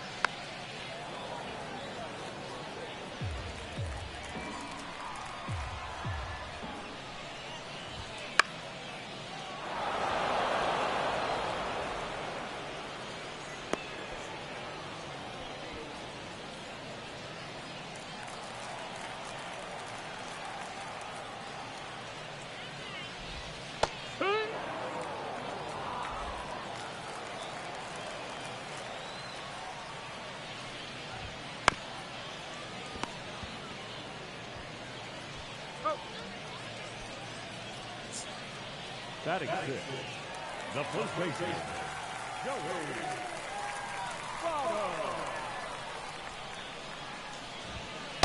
1-0.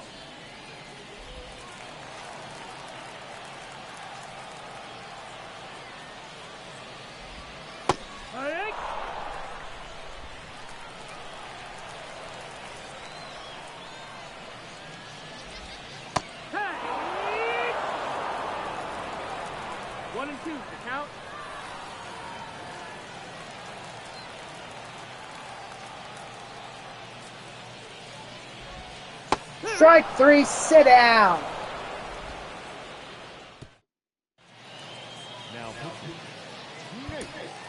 You know, I'm fine with 1 run, but I would love to have a second.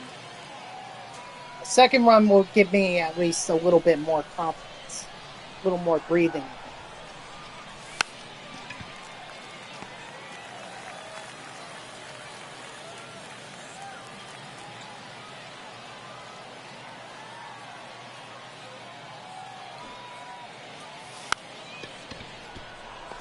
Foul ball.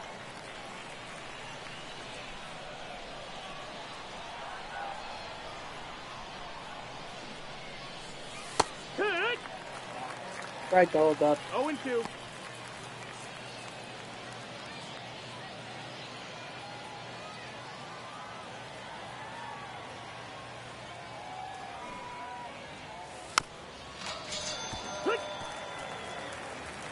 Oh well.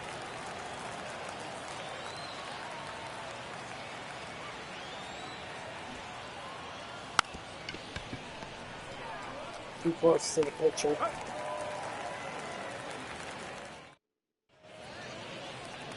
Okay, let's bring in Mariano Rivera. Mariano Rivera. Please let this be the Mariano Rivera of the mid '90s to the early 2000s, and not the Mariano Rivera that stunk it up in the mid 2000s to early 2010s.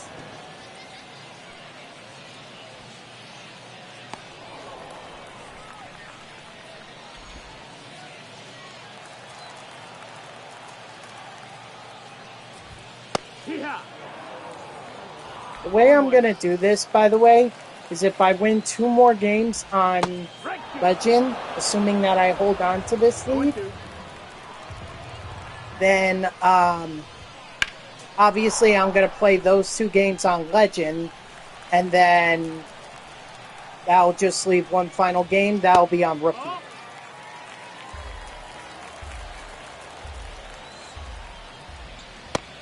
Strike 3, sit down.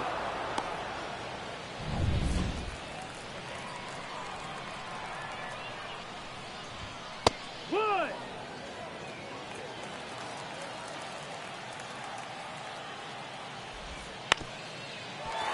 But I mean, you could definitely get, you know, like 5 vouchers by playing 5 games on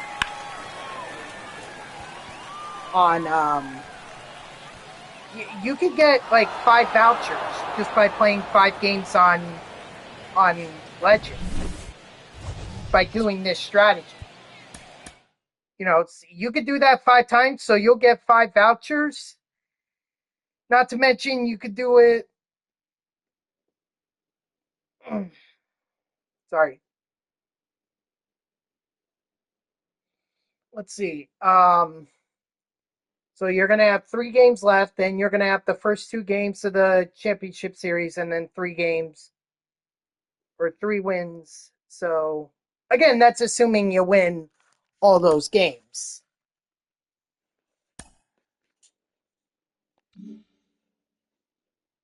And there we go. We are in the championship against the Whales.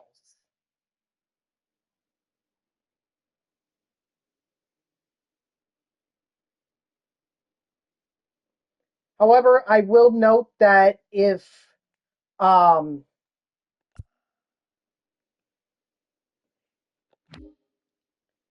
we find ourselves down 2-0, 2 games to nothing against the Whales, then I'm hopping on the Rookie, because it's more important to me to get the vouchers than it is to get the vouchers for the championship than it is to get the voucher for playing winning 5 Hall of Fame games. I just want to look at their lineup again. They have Mantle, Roberts, Judge, Ruth, Rushman, Molitor, Pena, Williams, and Miller. Their starting pitcher is Pedro, Pettit, Hill, Barrios, and Moore. Okay.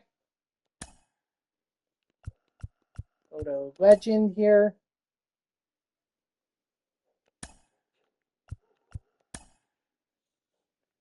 Let's see. Sean Manaea, you're up.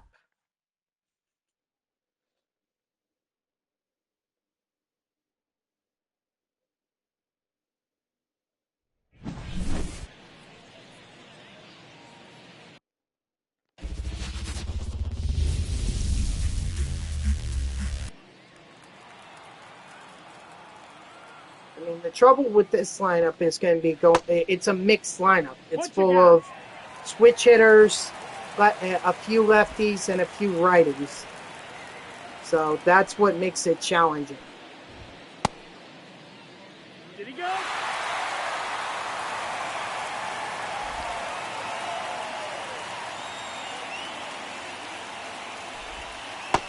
That's the ball.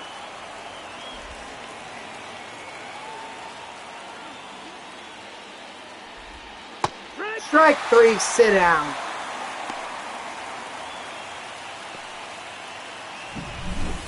Batting second, the second baseman, Ryan Ramos.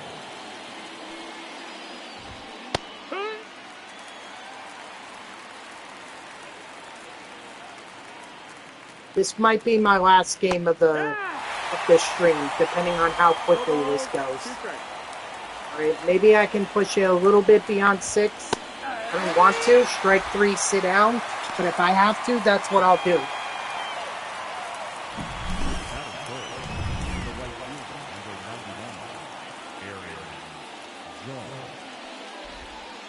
One ball, no strike.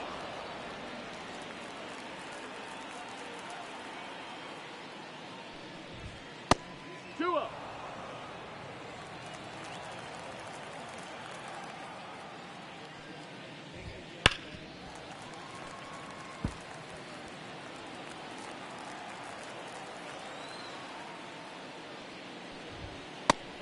Two. 2 and 2.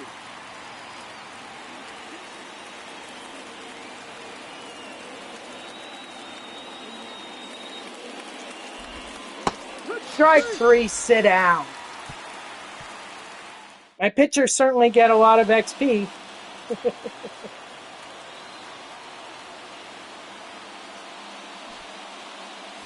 Hee-haw.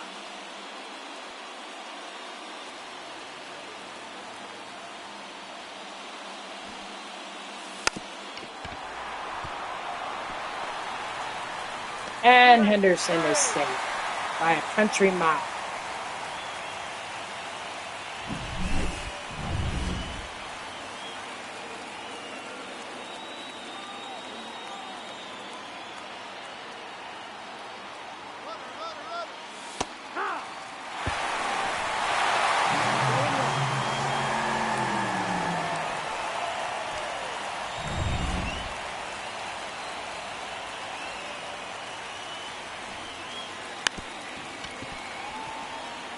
That's fine. I'm willing to sacrifice Jackie Robinson so that Ricky Henderson can advance.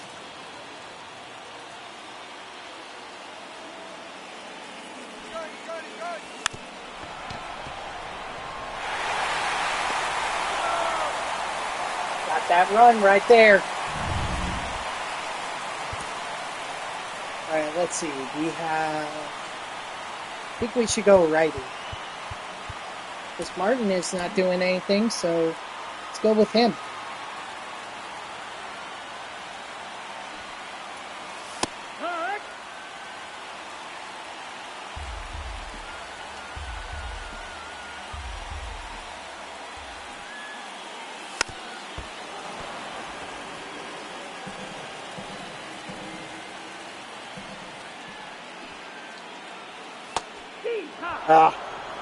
That's all right. We got the 1 run. That's important.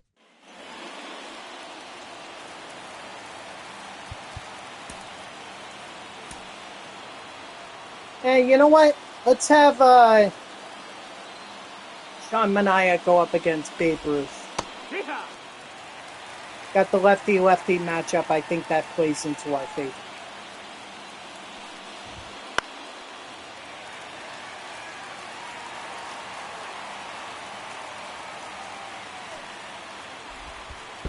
One and 2.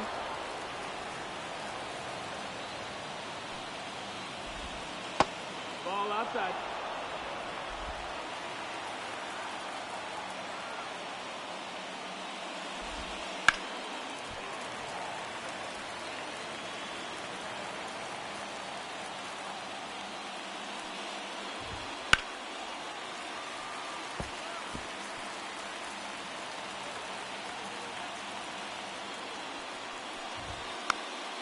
On Manaea's last ball. Whatever he does with it. Missed badly, but somehow came away with it all.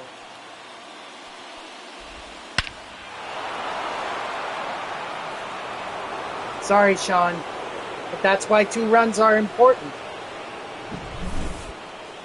Thought I had the matchup advantage, but clearly I didn't.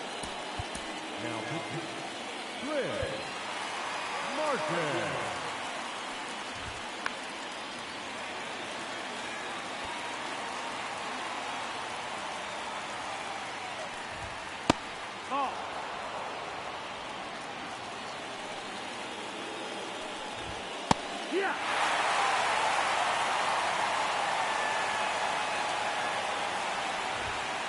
Ball, that's outside.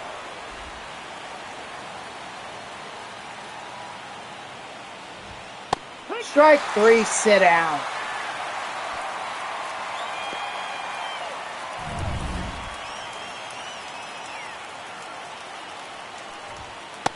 Ball, low.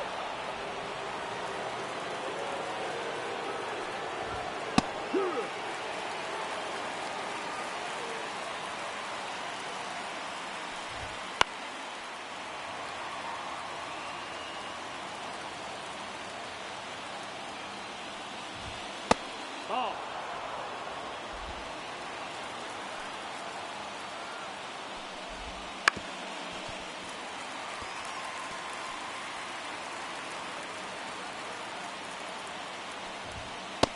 Strike 3, sit down.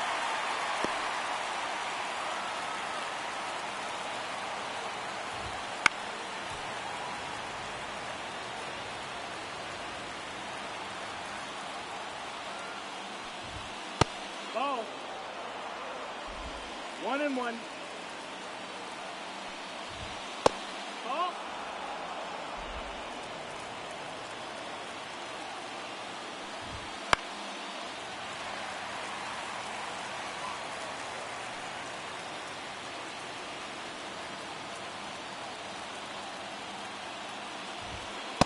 Strike 3, sit down.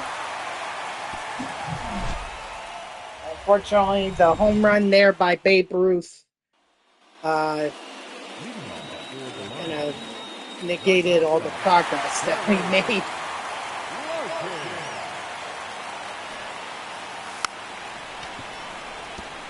Foul ball.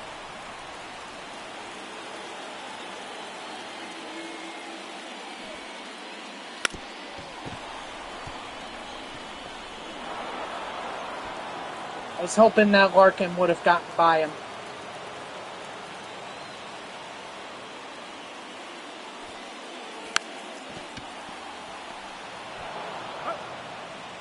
Yeah, I think my only shot here really is to force it into extras.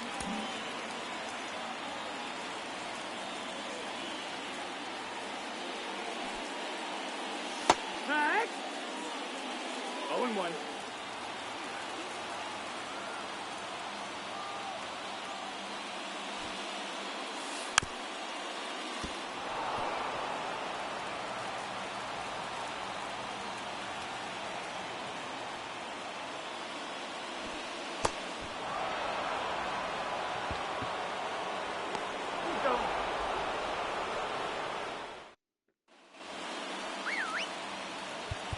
And does it? You can always get Bummer up and warming. Now, Aaron Bummer.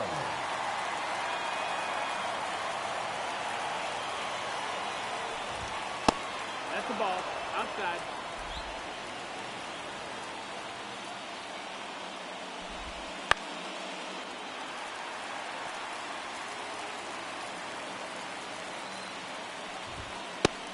Two.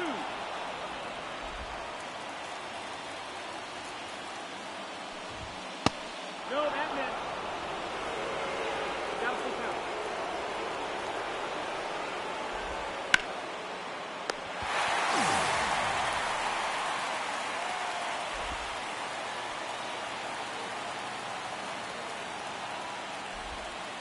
Alright.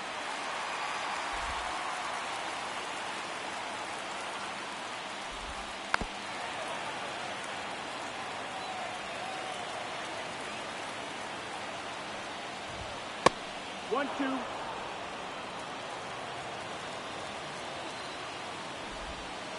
Ball.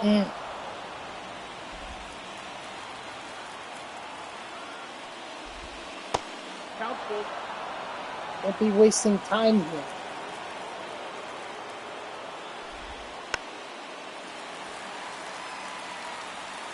Huh?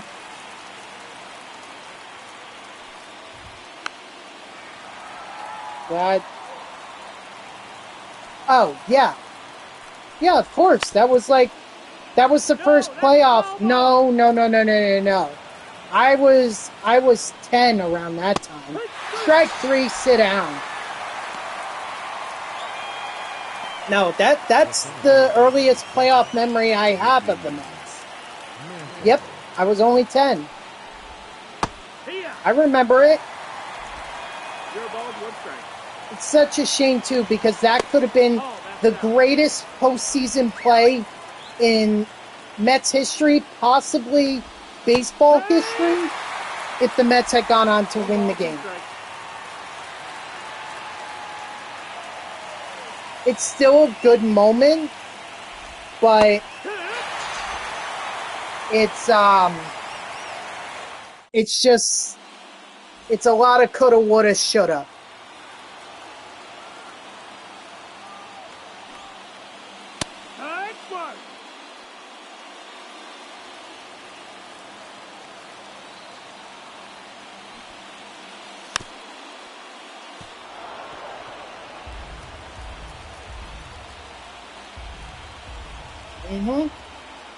Yep, against the St. Louis Cardinals. And the Mets should have won that. They should have. They were the most dominant team in the entire National League.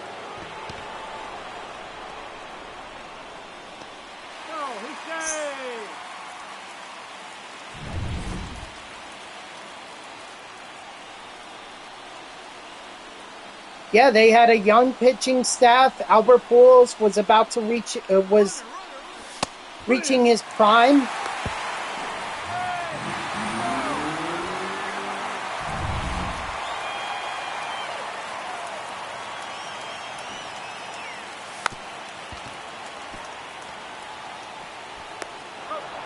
I mean, but they still should have won it. That was probably the best opportunity the Mets had at winning a World Series. And that Tigers team was it was bad. That Tigers team was bad. Fundamentally, they made so many errors that I think the Mets would have handled them no problem.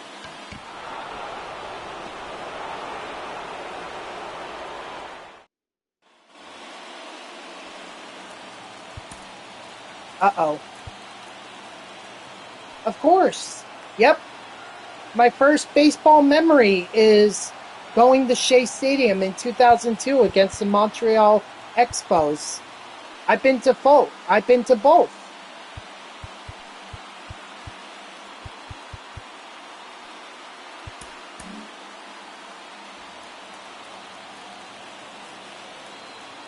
I really don't have too many memories of Shea Stadium. It's not like I went it's not like I went so often like I do now. You know, unfortunately, my family just couldn't afford to keep going a lot. But every so often we would go. So I don't have too many memories of Shea Stadium. But Citi Field, I have plenty of memories there. So I'm partial to Citi Field, but I know how cool Shea was.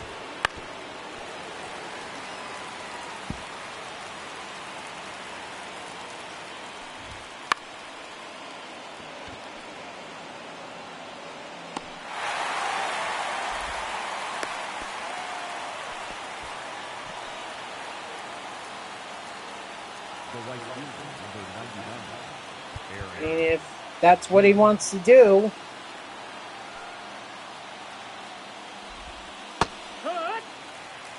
But he better request a trade from the Jets now before the trade deadline is over.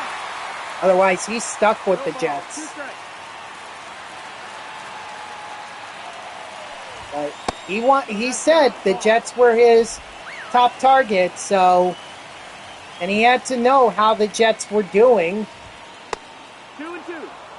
You know, compared to the Saints are, I think, surprising a lot of people.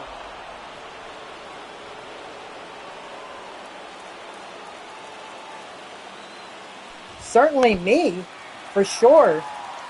I am shocked at how well they're doing. That's foul.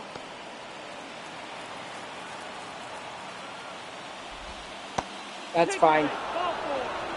Let's get Bummer out of there. Number 16. What's my fantasy record? I believe I am 4-3, either 3-3 or 4-3. I had a rough stretch because Josh Allen was not doing anything for me, and I didn't really have a good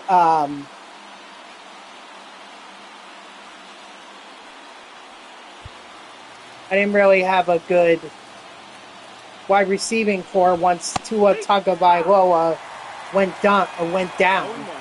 Once he went down, Tyreek Hill was pretty much ineffective. It's gotten better,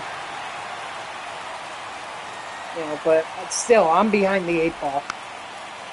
And I have to hope that when Tua comes back, he'll be able to be like the start of the season, strike 3, sit out. The catch number 31 as a roughing. Ball. 1-0. No, that's down. Ball. Come on, Cade Smith. That's a ball. He made it.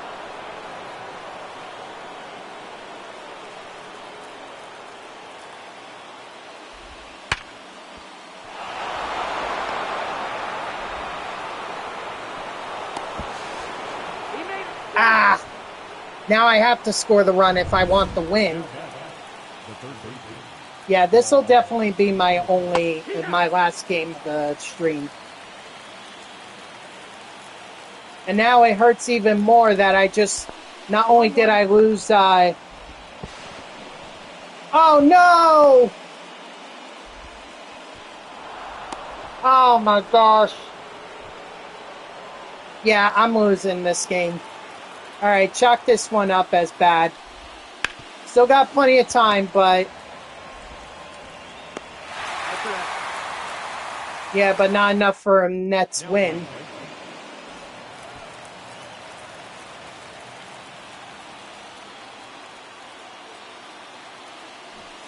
Hee-haw.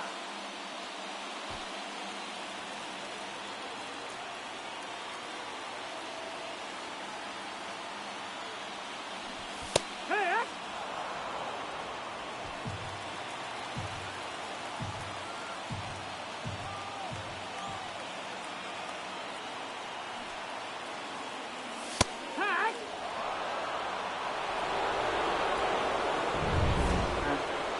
Yeah, I guess.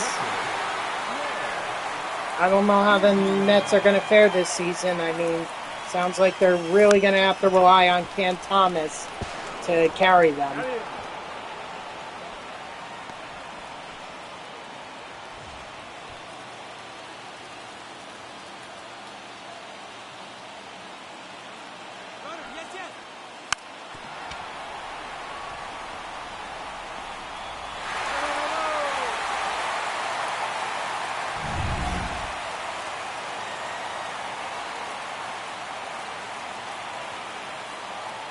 Do the Bucks want him? We're willing to trade him. Or I'd be willing to trade him as a Nets fan.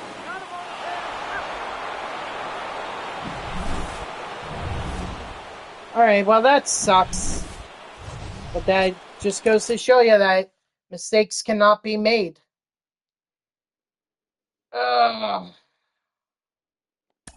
Make one too many mistakes, and there you go.